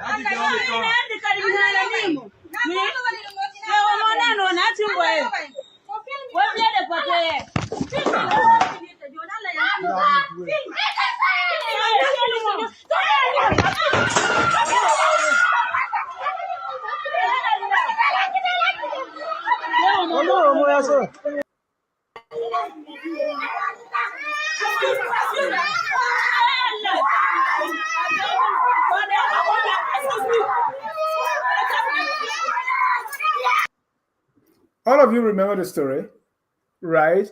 The IG apologized, said, hey, our police, and the news came out and said, oh no, the police person was right, and there was all kinds of things. But now the government has sent someone, a delegation headed by, Kouyaté, to Guinea, so that we can resolve the situation. Mr. Dr. Budi, let me start with you, because since you're in the UK, and I can hear some diplomacy from you. Who, me? I mean, I am probably the most undiplomatic person that you ever come across. No, but look, I think first of all, we have to look at this on a human level, right? This is the first time I've seen the video. I saw the protest. There were a lot of Muslim women protesting, and a lot of my friends here in the UK who are Muslim women as well were protesting. I didn't understand what it was. I didn't take the time to research. I think just looking at the fact that there was a kid in her hand, that's the starting point for me. Mm-hmm. And he was using force, not having any regard to the potential danger he could have done to the child, right? Power theft is not a justification for treating the child first and foremost like that. Mm-hmm. Secondly, a woman, right, a human being should not be treated like that because of power theft. We have government officials who are collecting electricity and paying, right? We have government officials taking $3,500 a month for their generators at the house. Those are real theft, right? They're the ones that should be handled like that, not an ordinary woman. Even if she did it, right? There were better ways to handle it, and this, is appalling. It's absolutely appalling. Before you continue, where it started, right? They're talking to her. Somebody is filming, and he says, "Stop filming! Stop filming me!" And then she took an object, as you will see in the video. So it didn't start with that. Took an object and bam, right? And that's the time it escalated. And I believe because at that point she was not holding any baby yet. Yeah. Go ahead. I agree. But I'm focusing on the point when she's holding the baby. Look, two wrongs doesn't make a right. The police force in any civilized society is supposed to be a civil force. Their job should be tactical. Their job is about de-escalation. There's a reason why if you look at the US and you look at the UK, for example, and I'm not sure about other Western countries, they're now giving police mental health training, right? So that when they go to respond to certain situations, they have to consider the psychological impact or influences that this person might be under so that they manage the situation better, right? Again, this woman is speaking a language. She probably can't even understand the English that they're speaking, right? So there is clearly a language barrier there because she's speaking in one language. He's saying something in English, and it doesn't seem like she's understanding what he's saying. She felt threatened because someone's taking a video camera and started to record her without her consent, right? Let's look at it holistically. I don't think that someone came to us, oh, I'm going to video you, right? I don't understand what the data protection laws are in Liberia, but in the UK here, you can't just start videoing somebody in their private space like that without your consent, right? She reacted. She shouldn't have reacted the way she reacted. But at the end of the day, the police should be tactical. They should use as much as possible restraint. There were better ways. He could have called for reinforcement, right? So there were more people there. So that even if you want to use force, when look, if there were 3 people there, 3 officers, one of them could hold the baby, one could handle her, or 2 could handle her, and then it's safer for the baby, right? That's why police always call for backup, so that it's done safely. So there was 3 or 4 officers there. Trust me, you get the baby out because this child has done nothing. He or she hasn't spilled in current, right? The mom did. And I wanted to go to the delegation, but you also know that police can, that's another thing, right? I think, look, you know that police can even shoot when you resist arrest. There are a lot of things police can do when you resist arrest, right? Even here, when they feel even threatened by you, they can shoot. And then some of us have been talking about that for a lot of times. Even though we don't live in the US, we've spoken about it. At the end of the day, most of the times when police shoot, there's not actually a threat, right? Most of the time, these guys are just trigger happy and they just go around street. So let's not use the American yardstick here. At the end of the day, this guy could have, look, call for backup. Have more people. Look, you can still use force. I think that's a woman. People who saw that's a woman. But let's go to the. They say the government of Liberia through the Ministry of Foreign Affairs has sent 2-member diplomatic delegation to the Republic of Guinea in response to a widely circulated video showing a woman of the Fulani ethnic group being allegedly assaulted by members of the LMP. The incident, reportedly linked to illegal dispute over power theft, has raised regional concern. The delegation is led by Ambassador at Large Sheikh Al-Mustafa Kouyaté, alongside Liberia's ambassador to Guinea, His Excellency Fogba Gisi, who have since returned from Conakry. Their mission was to formally express Liberia's deep regret over the incident and to reaffirm the country's strong and enduring diplomatic ties in the Republic of Guinea. I see. I'm not sure how this has risen to that level, right? First and foremost, because this reminds me of the situation we had, I think, last year, where a Guinean a citizen was arrested in Liberia and handed over to the Guinean government without due process. So we were happy to hand over a citizen without due process. And then now, when the police is trying to implement due process, we apologize. I don't get the logic, how the same government can do the same things twice. Look, this is a lady who's a resident in Liberia, right? Whether she's from Guinea, Ghana, Jamaica, doesn't matter. She's a resident in Liberia, which means she's governed by the laws in Liberia. If she was ill-treated in Liberia, we apologize to her. There is no need to go make this a diplomatic issue, right? You live in the United States, Mr. Ja. If you are not an American citizen, you're just a resident. If something happens to you in America, they apologize to you as a human being and as a resident in America. There's no diplomatic. Why would they go way Liberia to go tell Liberian government, sorry, we go be Dennis? It don't make sense to me. Apologize to the woman. If we need to compensate her, and put the trainings in place that this does not happen to another resident of Liberia. But once you're in the borders of Liberia, it doesn't matter what country you're from, you're governed by the laws. Listen, she was ill-treated, right? But this doesn't rise up to a diplomatic situation that we need to send people to Guinea to go and beg. Mr. Nimba, we've even heard that at one point when Guinea wanted a resident of Liberia to be turned over, and we were trying to even delay one due process, they flew into Liberia and they said they locked down the entire place, intimidated our government, and were able to hand over that person without any due process. In fact, it was also reported that they have maybe once or twice gone to Lofa and taken some portion. I mean, is our president, our government living under a constant fear of the military junta in Guinea and trying to do things in a way that may have not been done if we, if we had a responsible, diplomatic relationship? It really does seem that way. It looks like we're in a hurry to concede, to accommodate the Guinean government. You very well laid it out. That guy who was sprung from jail, we were told, under very mysterious circumstances, taking to Guinea, only for us to receive a couple of pickups in return, and now this. I don't understand how this equates to a diplomatic incident, or that, according to the write-up, they're concerned about security in the region. I was reading the write-up, and I myself, I was surprised.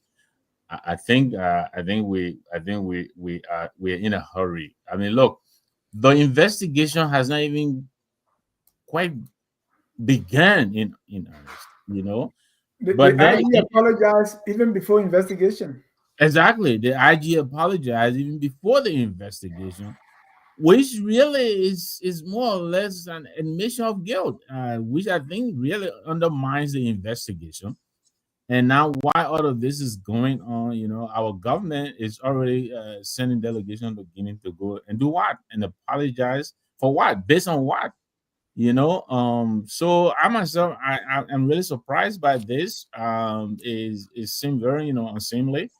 I'm not a diplomat, so maybe there's some, you know, some diplomatic nuances that I don't understand. But I really question how quickly we're rushing to appease the Guinean government. I mean, there is a precedent now; it's happening at least twice now, and we have to be careful here. You know, we are a sovereign country. I mean, we see this all the time. We cannot afford to be taken advantage of in this matter. It seems to me that we are capitulating. You know, suppose the investigation comes out and it turns out as the lady's own husband has indicated that what she did is unheard of. And that, I mean, yeah, she was wearing the hijab and all of that, but you know, she wasn't wearing it in observance of some religious. Usually in Liberia here, they wear it to go to the mosque. Yeah, I understand. You know, she probably shouldn't have removed it, but I think Dr. Budi indicated that, you know, sometimes when you're in a moment, I agree. I think the officer should have exercised some bit of restraint, especially when the child was brought in and all of that. I understand all of that. But there is a whole question of undermining the rule of law that is involved here. You know, I don't know if it is the law enforcement officer who was struck, but this lady obviously she displayed some degree of violence in the vicinity. You know, I don't know about Liberia, but the officer could, there's a stand up telling your ground law that he could have also been observing. So I think the lady actually came with a quite considerable amount of violence in the space.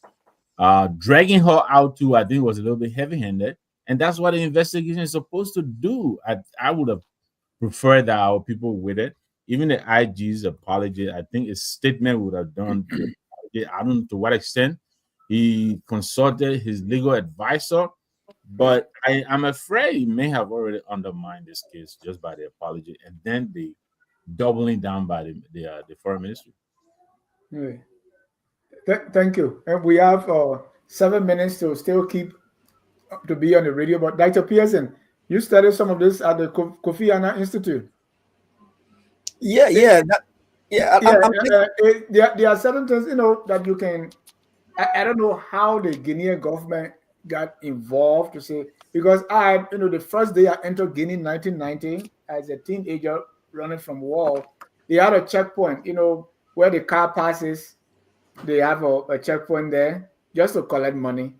And we were passing, you know, there's on the side there where, you know, pedestrian pass, and then you have the area. So because the thing was down and we were in groups, so while walking, I walked through on the street and I was called because that was an infraction and I was beaten mercilessly. I hope the Guinean delegation was sent or they will send people to Labrador to apologize, but no, that was why it didn't happen. Dr. Pearson, what do you make of this move? Maybe they want to quiet things down. They don't want things to escalate diplomatically. Yeah, you know, then there's the thing about Liberia is that, and we always say on this platform, the way we take governance very lightly in Liberia is not how other countries around us take governance, right? So when you look at conflict situation and conflict analysis, and you're looking at the precursors to what could escalate into a bigger conflict, you look at the history. So let's take a few internal history. In Liberia, when it comes to power theft, anything related to power theft, lately, we've had people who got abused, brutally beaten for power theft issues. And we've had people who gotten killed on the issue of power theft, if you can recall. And not just that, dig a little deeper, and you'll find that Liberia and Guinea has a history where in 1999, Guinea was the the bed of resurrection that was flourished against Liberia. And there was an insurrection in Liberia where Liberia was invaded from Guinea through the Cllr rebel group. And if you went to Amnesty International Human Rights Watch reports on Liberia and Guinea in those periods, the 1999-2000, you will read reports where the Guineans manhandled and badly treated Liberian refugees in Guinea. I mean, seriously, and it's documented. You can go look it up, Dennis. To the extent that there are records on the book. There, Doctor. And there are some allegations that even men from Liberia went on refugees camp in Guinea to recruit Liberians to come and fight in the war in Liberia. Now, whether we can validate that, we've not taken any of the Guineans to court. The Sierra Leone took Liberia to the Taylor to court and got the truth out of him. We decided to let everything be bygone, let bygone be bygone. And then again, another history is that Guineans sit across the border from us, and they have seen how we treat our own people in Liberia, where we handed a Liberian Guinean over to them on a flowery bed of East Congo, men will say, on silver platter over the cover of darkness with courts having jurisdiction of the man, and there was no reference to the court. So they know how reckless we can be with the rule of law. So I would now fault the Guinean government for not taking us serious and want us to account for our actions, especially when it has something to do with their own citizen who is resident in our country. I would do the same if I were in Guinea. And I will close by saying this, Dennis. You know something? Liberia and those of us who govern Liberia need to take our country very serious. People weigh you and grade you by how you govern. The way our Liberian will say, the way you sell yourself, the how the street will buy you. Guinea does not take Liberia serious. No, they don't. And mind you, they may have a military regime, but they even still feel that they are governing well as a junta as compared to us who have a democratic elected government. When we took Guinea to court through Cyrenius, Cephas, and our former Justice Janet against that Liberian Guinean that was turned over overnight to Guinea. Guinea actually went to Electoral and said, we got nothing to say here, to answer to anyone here. We got nothing to answer to anyone here. And the case was thrown out of the ECOWAS court because there was no merit. Why? So again, look, I can only just pray for our country will get better leadership in time to come. But I want to see my own government stand up for me as well. Those guys that are going to Guinea, I understand they have some cultural ties with Guinea, and they have some language ties with Guinea, meaning they can speak the language that is spoken in Guinea. They have some relationship in terms of cultural and traditional background, so they are more amenable to the conversations that are going to be happening there. Let us go there and set the record straight. I think there's nothing wrong with that. That's part of diplomacy. But with the lady Dennis, no, we shouldn't disrespect our police. And I think the police should also handle the matter differently. But we shouldn't disrespect. I don't know, when you resist arrest, what else the police can do. And if you take a baby and want to use the baby as a human shield, I don't think she resisted arrest. No one should be arrested. No one should be arrested because of alleged power theft. I can see that you can be cited to court on allegation of power theft, and then the court will issue your arrest if they want to. We don't have the full detail. We just see the snippets. Yeah. And James will soon leave us because it's 6 o'clock. We have a minute. So James, quickly before you leave, I just want your comment on that. And Mr. Nawi, please don't leave because we want to talk about Mr. Councilor Cyrenius Cephas Come to Jesus movement. The press are working. James, how is this whole diplomatic mission from Liberia to Guinea is playing out in the city? There's always some mixed reaction when it comes to these kind of issues because there are some group of Liberians who think that the government is being too fast with the case, especially when the police RG came up and said sorry to the Fula community that the officers were wrong and that they will investigate. How can you come up with such a statement while investigation is still ongoing? It's something that Liberians continue to question. But what I think is that the officers were too harsh with the lady. I think there's a more moderate way to engage a suspect than just hitting on her or using any forceful means to get the person to surrender.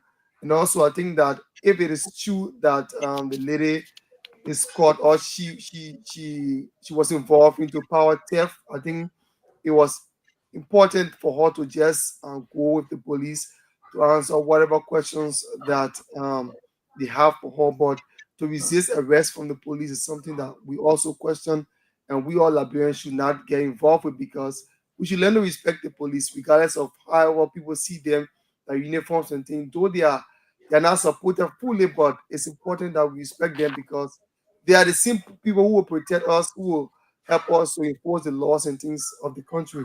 So for the mission to Guinea, Dr. Pearson said, I think the government is being is kind of rushing with the case, because it doesn't require us going to Guinea to go and apologize to the government. It just shows that perhaps our government is kind of afraid, considering that the Guinean soldiers have been intimidating Liberians. I think you heard about the flag that was taken down at the border with Lofa there. There are some instances where the Guineans have tried to intimidate or to just come and, infringe on Liberians. But I don't think it has to go that far of going to apologize to the Guinean government or to send a delegation there. Yeah, thank you. And so it's our 2 hours mark with Cllr Radio. And so, Mr. James Wakuye, you can leave anytime you want. Let me go to Dr. Dukle. Oh, man, you got to go get a PhD, because I keep calling you Dr. Dukle. Duke, what's your take on the diplomatic mission? And it's still, I know we talk about this, where religion and ethnicity are being featured prominently. And now when they are sending envoy, they want to send a Kouyaté. They don't want to send Cyril Beslo Yanti or somebody else. Dennis, as I sit and listen to everybody on this panel, and I also watched the video, but I have also watched 2 other videos, in one of which someone who is a tenant in that particular house also spoke, and this person said that the incident actually started before that recording started. So what we saw on the recording is a continuation of the events that started before what we saw on video. This tenant said that. This person said they were a tenant in that household. And so there is a lot of things that is wrong with the snippet that we saw, and also what I heard from this person who claimed to be a tenant in the household. And a lot of it has to do with the police. And the police need sensitivity training. What this lady said in one of those videos that I saw, apparently the lady's daughter was the one interpreting for her, because she didn't speak English, and of course the officer didn't speak Fulani. So her daughter was, when she threw the bench, according to this lady, she threw the bench at her daughter because her daughter was also recording her, and she told her daughter in Fula, "Don't record me." And so the way and what we saw on the snippet we saw on the video that is now circulating appear as if she threw soup on the police officer. And this lady said that wasn't the case either. It wasn't aimed at the police officer. It was aimed at the LEC employee that was with the police. Yeah. And so there are just a lot of facts that are not clear yet, and people are jumping to conclusion. And like I said, I don't know if anyone on this panel will condone violence. Nobody condone violence, but I think as a citizen or resident of Liberia, everybody is entitled to due process. And let's assume, as far as I know, it's only an allegation that this lady stole current. Right. I don't know if there's anything factual, and even if, let's say, if it were factual, is that how they actually do it? If you are caught stealing current, is that how they do it in Liberia? There's just so many things wrong. They killed the other guy. For her, that was the job. The other person is dead. So there is a lot of things that is wrong with the whole scenario. Yes, there are still a lot of facts that need to come out for us to ascertain really what occurred on that particular day. So let's not jump into conclusion, but obviously we saw what happened to the lady. The government jumping to a conclusion here by sending the delegation, or yes, the government is jumping into conclusion, as well as the IG. Both sides need to get due process. Both sides are entitled to their rights, and so and again, when because in our part of the world, we are not used to our government caring for us. But you test one American anywhere in the world and see what the American government would do. So if the Guinean raise any concern for their citizen, for somebody who is their citizen, I think is their right, and they should. And again, because we as Liberian, we are not used to our government standing for us anywhere, right? Not even in Liberia. So I think this rises to the level where the foreign minister should be involved, because then I'm pretty sure the Guinean must have asked Liberia for explanations to what happened. And they hurriedly put together this delegation. And again, remember, Ambassador Al-Mustafa Kuyate is an ambassador at large at the Ministry of Foreign Affairs. So it only makes sense that he can go there, because like Dr. Pearson said, he does have some cultural, whatever, linguistics attachment, whatever that is. I mean, these are the kind of thing that we need. I don't know if you guys saw last week, the Ghanaian foreign minister appointed a Ghanaian ambassador to Korea. And that ambassador is a Korean who came to Ghana as a young man, grew up in Ghana, and established businesses in Ghana. He became a Ghanaian citizen. He is now being appointed as Ghanaian ambassador to South Korea. That's how it's supposed. That's how it's supposed to be done. This is because this guy has two cultures, two countries, and he can bring those two countries together so that both countries can benefit. So this is how it's supposed to be. This is how diplomacy works. People, when you speak the person's language, that create a sort of a level of connection that can connect you with this person, and it allows for a more successful dialogue with this person. But the incident of this police thing here is just, I don't know if any of you recall, there was somebody I don't know if it was a police officer or LEC worker, who said, these Muslim people here, I mean, it's almost, it felt as if to say they came to that house with some preconceived notion about what they're going to do.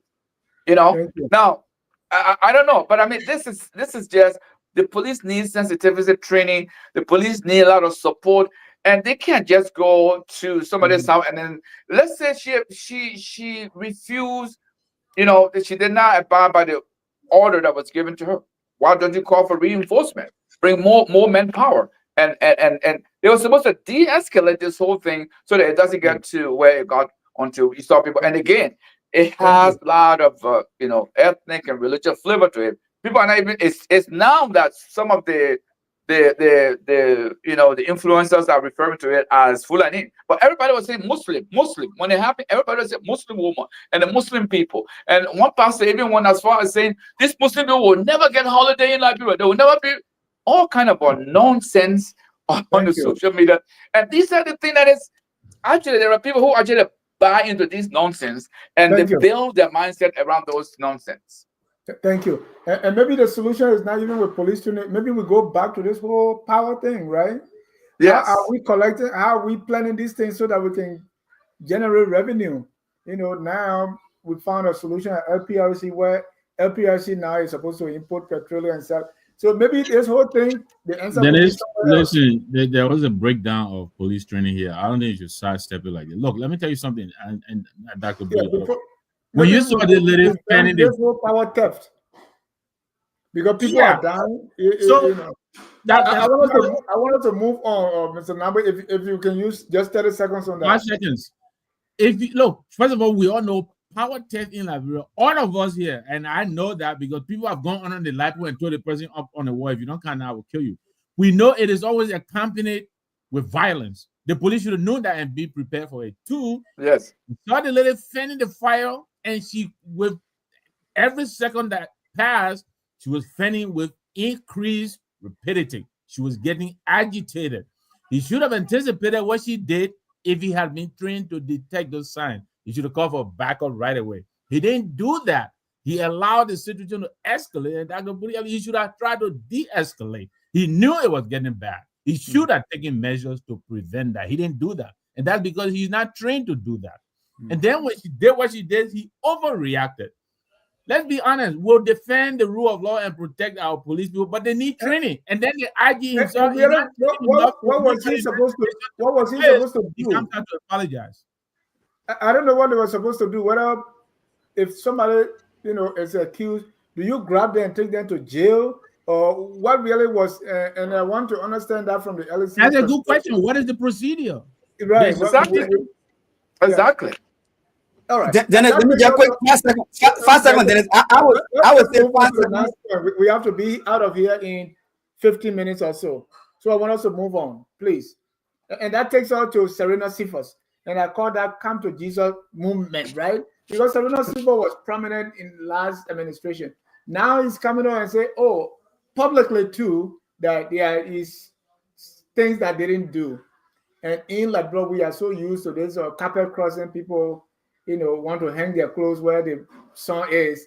So anything like this, I want us to talk about it briefly. Cyrenius Cephas, he was, I remember him in the Cummings trial. I think that's the place Mr.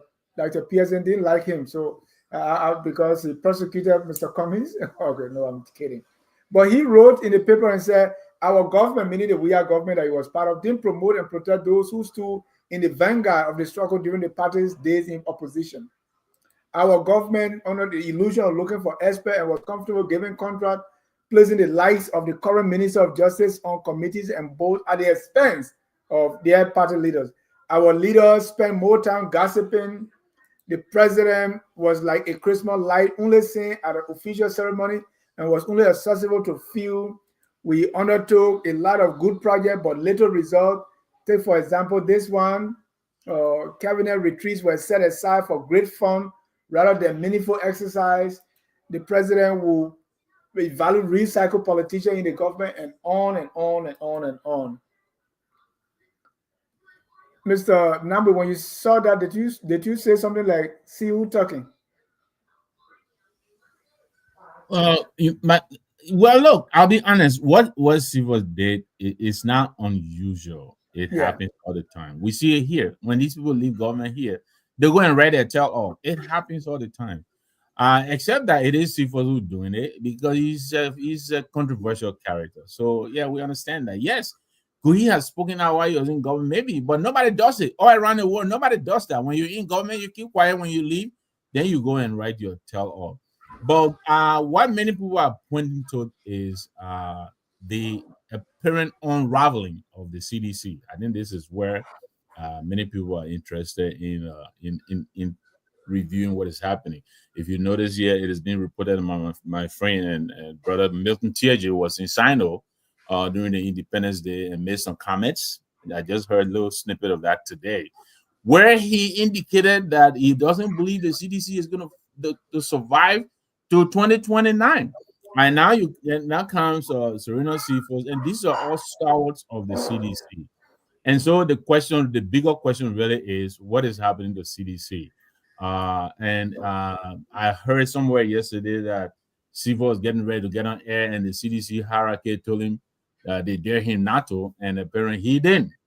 How far that's going to go, I don't know. But I think that there are questions now surrounding the survivability of the CDC, which we in the CMC we're watching with interest.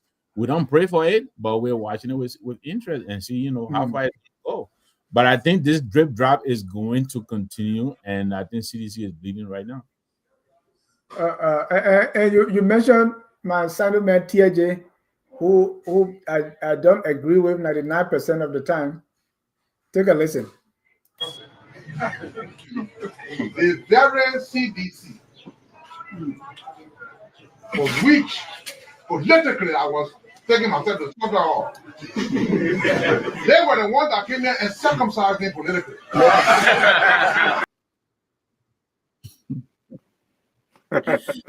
Jimmy, his mouth. That is one thing you cannot take from his mouth, and yes. But I understand that Milton was very pivotal in the CDC's loss in Sino.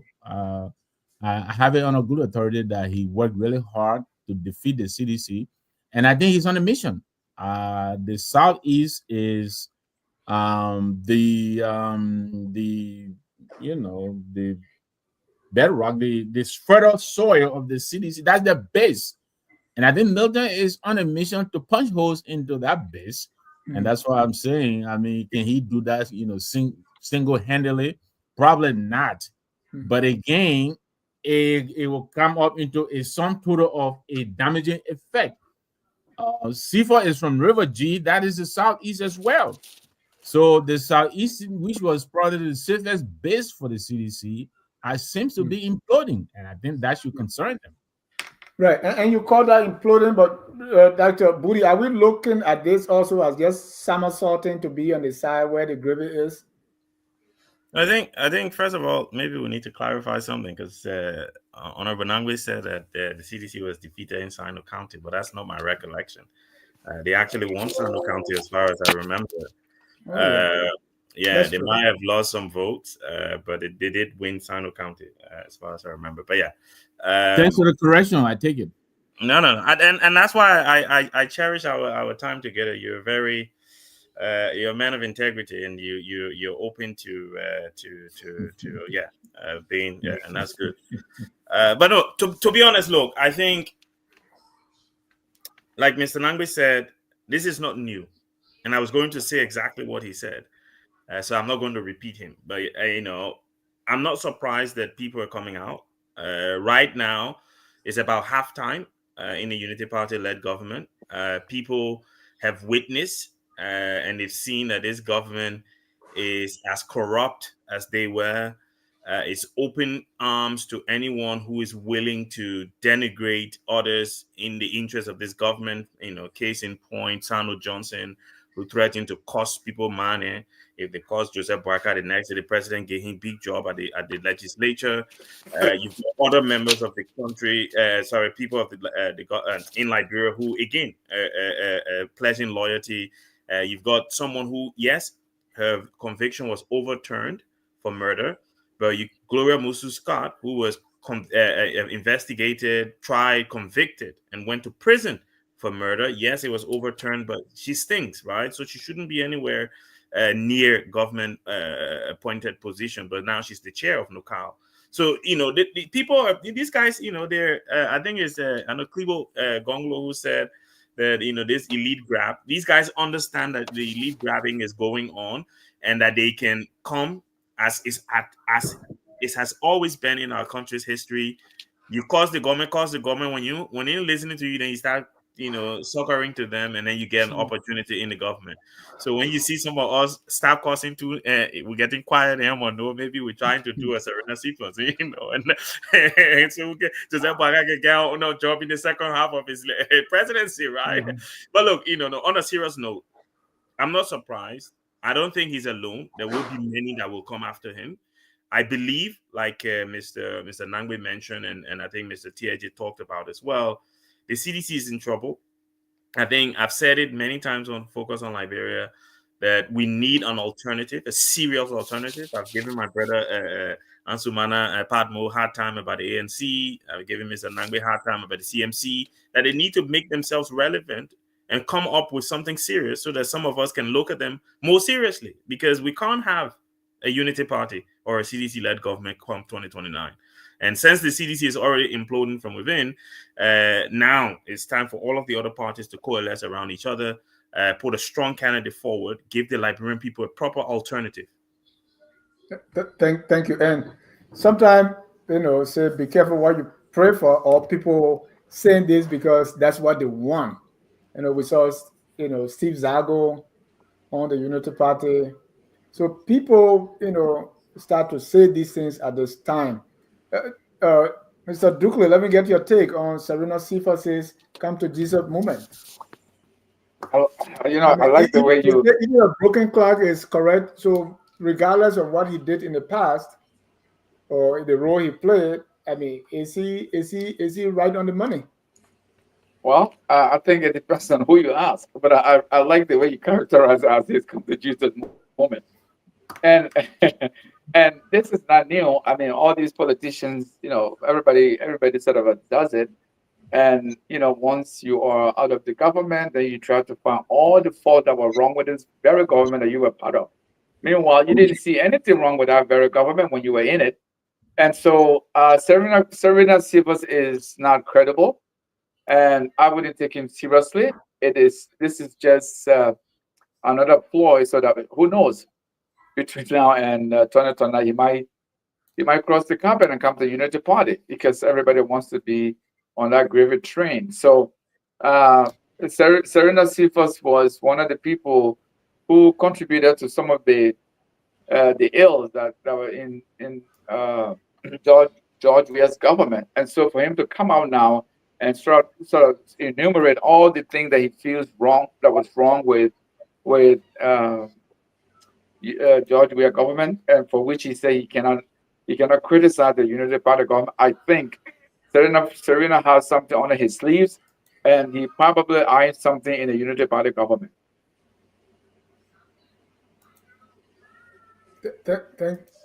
Thank you. We saw that with what's his name? The guy who said, "I'm not supposed to campaign." So anytime you get too tough, you get something. Let me go to Dr. Pearson, who knows Cyrenius Cephas, because when he was supporting Mr. Cummings, Cyrenius Cephas was tough on Mr. Cummings in that trial. And now you see that there's a tension. Mr. Cummings is kind of probably, I wouldn't say romancing the CDC or vice versa. And there's a pushback that, hey, we're not going to be the one to revive CDC that, in the words of Mr. Nagweda, is imploding. I'm curious to hear your take, Dr. Pearson, on Cyrenius Cephas.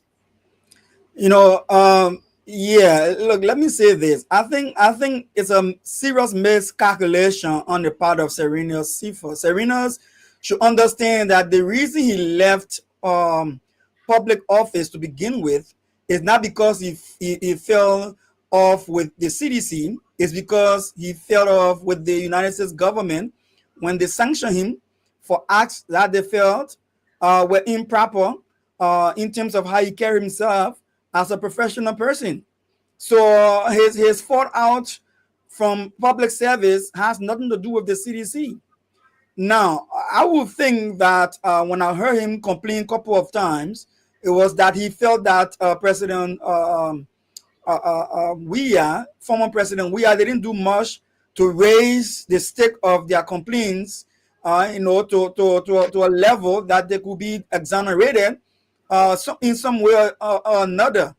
He felt former President Weah just shock him off and say, look, listen, you guys are caught in the web. You guys go and sit down and let us keep this ball going. So if he's thinking that playing Samuel Johnson, or you think playing other people who try to swing both ends of the pendulum, depending on which side is up, that's a miscalculation on his part. But let me say this to Cyrenius Cephas.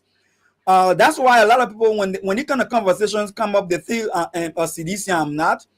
The strength of CDC is no other individual other than George Manning Weah. If you take George Manning Weah out of the CDC, then you have destroyed the CDC.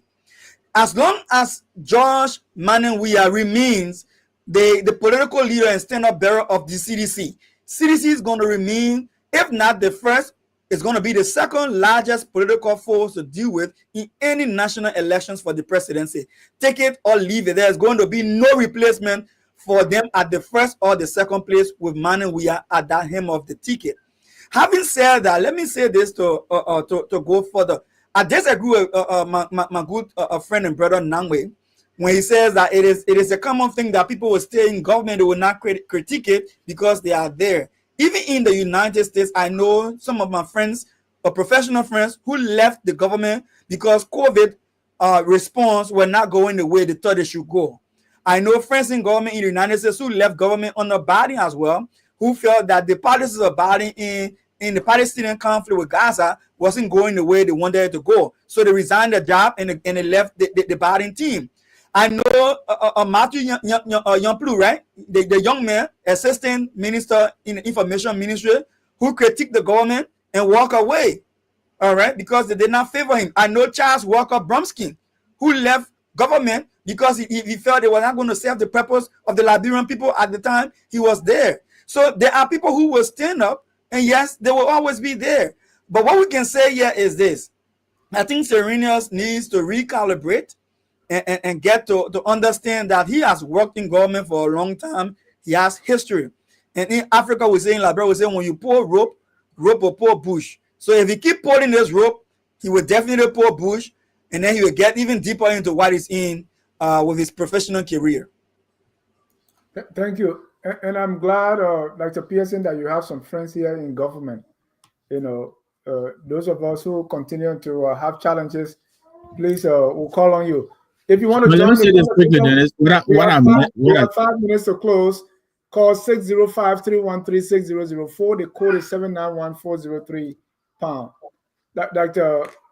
Go ahead, Mr. Nimba. No, I was just going to say Dr. Pearson is not wrong, but what I said was the kind of public laundering that we saw from Cephas. Yeah, people can leave the government out of that, but I'm talking about the kind of way and manner in which he spoke of the past government. You don't usually get that from people until they leave government, and usually they do it in the form of a book. That was a point that I made. But yeah, he's not wrong. There are people who have left government because of disagreement with policies. I just want to correct that. Thank you. Let me check our callers. We don't have a caller here. So, Dr. Booty, let's look in the crystal ball. What do you see the future of Serena Cephas? Do you see, because it's commonplace in Liberia where you know the Sandal Johnson scenario that you mentioned earlier. Where do you think Serena is going next? Well, I wouldn't be surprised to see him in government soon.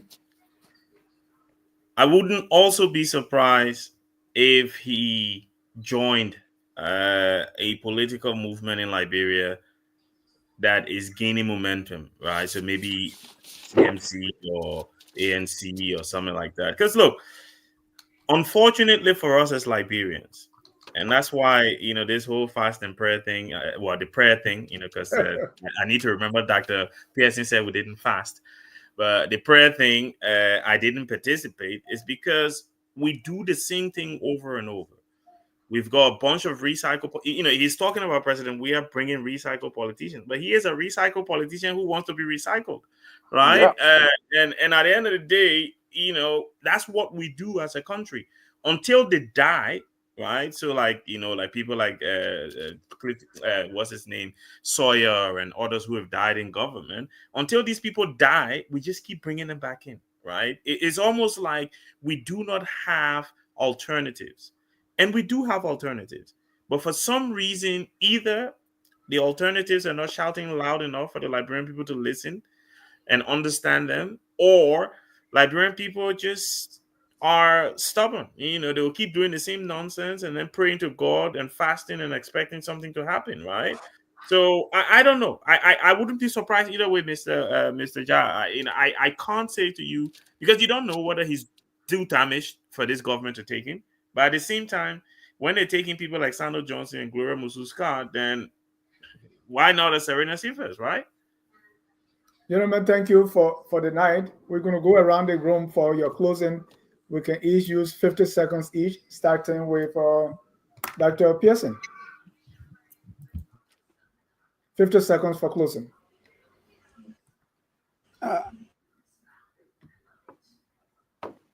And let me announce FOL governance guru, Mr. Adnan Salif, is back after an extended stay in Liberia, and he's going to be my guest one-on-one with the best in the business, so we can talk about what he saw, what he felt, and what he thinks the future holds. Is he running for president? Please ask him to explain the color of necktie they were all wearing in Independence. So he'll be my guest coming soon. Okay. So Dennis, thank you, man. Thank you for tonight. I think it was a good show, as always, and it was nice having Honorable Weh on today. And thanks to my fellow panelists for the time. Thanks to the listening audience out there. I think Cephas should check himself and back off, or else he probably might be hurting himself more than he thinks he's helping. Because everything he condemning the President Bouaka for is a facilitator of those actions as being one of the hierarchy of that entire movement. And I wish Madam Gongloe well. I hope she could be in Liberia to support that candidate for the how you call it, by elections for representative. That would be a boost for her, not to stay away and send a team, but to just make a quick drop there, during whatever campaign period they may have there. I'm not sure if it's late already, but that will help to keep a momentum going. And I would say I wish you all the best in the future and time to come. But we'll keep praying, Dennis. We'll never stop praying. Yeah. Pray, God will answer you. Pray, God will answer you. Keep on praying, never give up, God will answer you. Mr. Dukley. I didn't know you were a pastor, Dennis. You're all over the place. Right. If you have not seen any well-rounded person in your life, just look at me. You are just so full of it, Dennis. Well, I just want to say thank you, everybody, and I want to say it's nice to see you again, Dr. Budi. It's been a while. Dennis, I think we can do better if we do our individual prayers, and I think whatever we do, because look, an individual success can also reflect a collective success, depending on how you want to sort of look at prayer. So, we will still. I mean, we always pray. As you know, Muslims will pray five times a day, and every time we pray, we have our country in our mind. We pray for our country. We pray for our leaders. And so that's not going to stop. And, that's got nothing to do with Joseph Walker and his proclamation. And I'm sure other people in Liberia who are, who belong to other religion are also praying. So, I still, I stand by my comment. I don't believe that our problem will be solved by divine intervention. And I'm not in any way suggesting that prayer is not good, but to mandate it through proclamation, it's not going to help us. And so I just hope that we, in our individual capacities, we pray, and Dennis, it's a good thing to see an African country actually expressing some concern about their citizens. This is how it's supposed to be. Our government is supposed to be there for us when we need them. Whether it doesn't matter what it is that happened, but they should express some concern for all, like the Guinean government did for one of their citizens, and what we saw with Serena, it's nothing new. This is all part of the political game that is played year in, year out. And so, he is just following the pattern that people have used to get themselves into government, into positions that, they aspire to. So I want to say thank you to you, and thank you to my fellow panelists. It was a great program. It was a very good show today, and I thank everybody for being here with us today. Thank you. I don't know if the Guinea government can do that to any other country besides Liberia. If their citizens were being treated some kind of way in Ghana or Nigeria, I don't know if they will do the same, but we can, speculate. Dr. Budi, I think that's if you pray, Dr. Budi, remember now, if you pray long, Jesus can turn your water into wine. Well, there wasn't any prayer for Jesus to turn the water into wine. His mother just called him and said, "Look, there's no wine." And he said, "Bring the water." You didn't even pray, right? So, at least thank you for using that example. Clearly, even Jesus didn't need to pray to act, right? So, look, I think the segue that you provided initially is what I'm going to go in with. I think, look, the Guinean government believes that they can bully Liberia because we have a president who doesn't have any spine, right? I think. Look, is the Guinean military stronger than the Liberian military? I'll probably say yes. Could they threaten us? Yes. But we are part of ECOWAS. We are part of the United Nations. And if the Guinean government infringes on our territory, there are more than one medium that we can use I think once we bend over backward and handed over a dissident from Guinea back to a junta that we know we're going to basically kill him or torture him, that set the scene for things like that. I don't believe the Guinean government even said anything. We are the ones just running to them with our tails between our legs to try I think the Guinean government said that was considered rape. I read somewhere. I can't verify. Again, I've not read anywhere. So you if you've read somewhere, then yeah. But even if they, if they did get in touch, then yeah, then obviously we need to have a conversation. Yeah, then we need to have a conversation. But at the end of the day, that they will call what happened rape is atrocious in and of itself, because the whole thing was on video. She was brutalized. She wasn't raped. Or maybe Mr. Dugbe, maybe there's another video that I haven't seen where that had happened, and if it did, the officer needs to answer for it. But I think in terms of Liberia, I'm glad to see that a lady is standing in District 5 in Nimba County. I'm hoping that the people will consider her seriously and not listen to this traditional stuff. Look, I love our tradition, but it doesn't mean that women cannot partake in our traditional processes. And finally, I think I've run out of words really to describe our president. But whatever he thinks that he's doing with this prayer thing, maybe, and like Dr. Pearson said, maybe he should have added the fasting to it. And then by now we'll have all of the yellow machines will arrive in Liberia, and the 90 days that the roads will be pliable will happen, and then all of a certain will have enough rice to eat. We'll start exporting cocoa and coffee like we used to do, and there will be rubber processing companies in Liberia producing real finished products, and steel making companies. Just you're 50 seconds over. Because I think maybe if the president probably would have made this part of the arrest agenda also, because I don't like surprises, but it looks like he's pulling things here and there. Prayer would have been maybe arrest or arrest. Put P somewhere. Or arrest P. Yeah.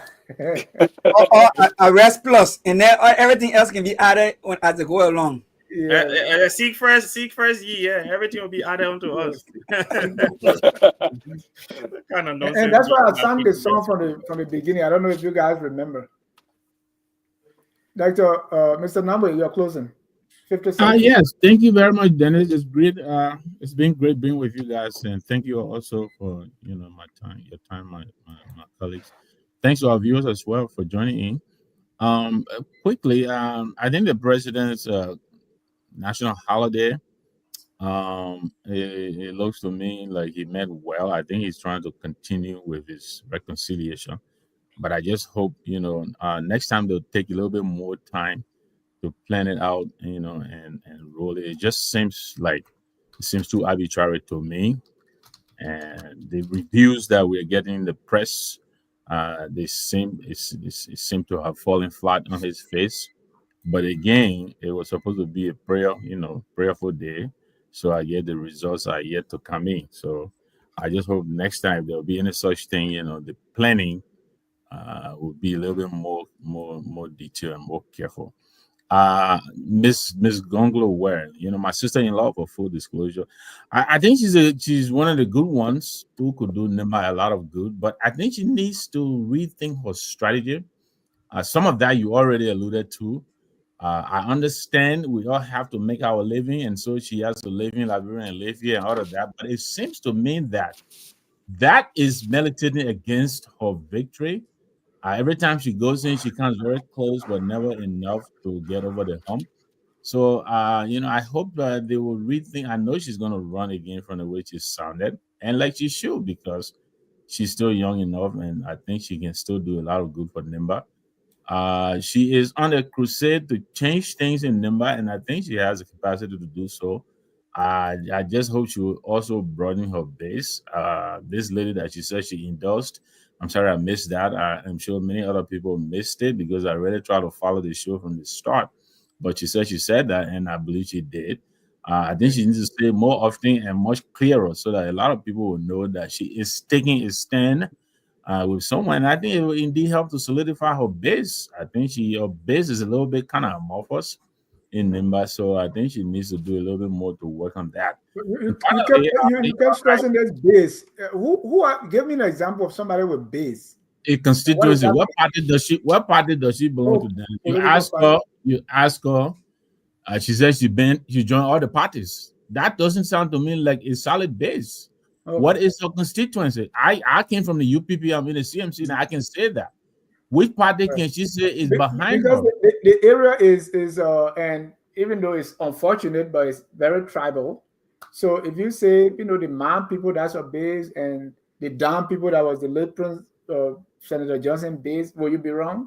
But that is exactly what she doesn't want to do. She has indicated that old boy club where when it goes to the mine and go to day, it has to stop. And I agree with her. Then she needs to find a way to bridge that gap. But I don't see much being done to do that. Thank you. So, again, I got 5 more seconds. Let me come to Dr. Pearson. Let me come to Dr. Pearson. I know he's not a CDC man. I was supported the CPP, but I disagree with him. He doesn't seem to accept the fact that the CDC is crumbling. Look, a few days ago, there were reports of Kanyo Bala, flipping. He knows that. This is normal. People flip when they. But that's what I'm saying. Then let's accept it. Let's not be in denial. Look, those same people will go back, right?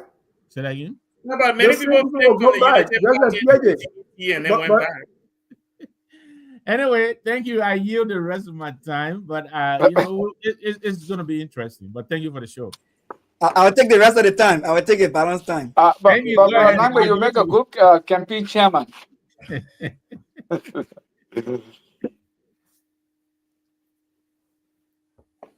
All right. Our guest, Madam Edith Gongloe-Weh, since we're closing, she want to close too. So, Madam Gongloe-Weh, you're closing.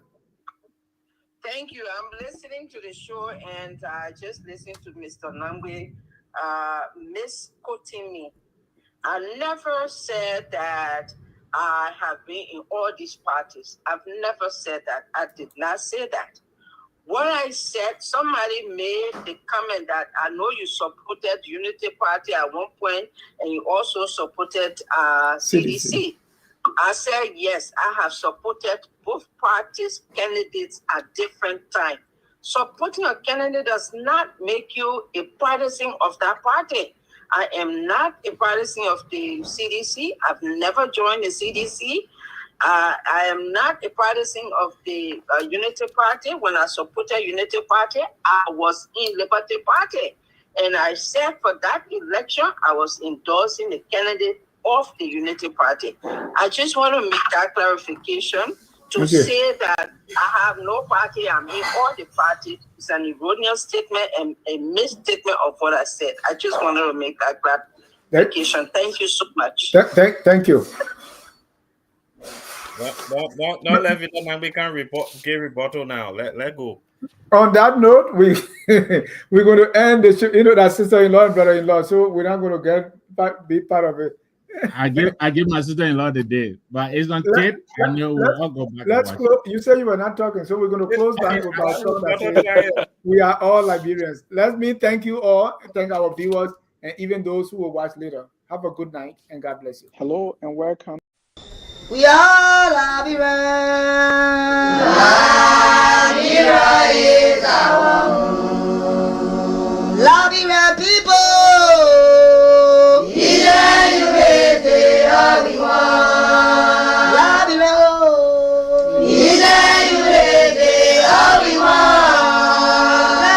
Liberia.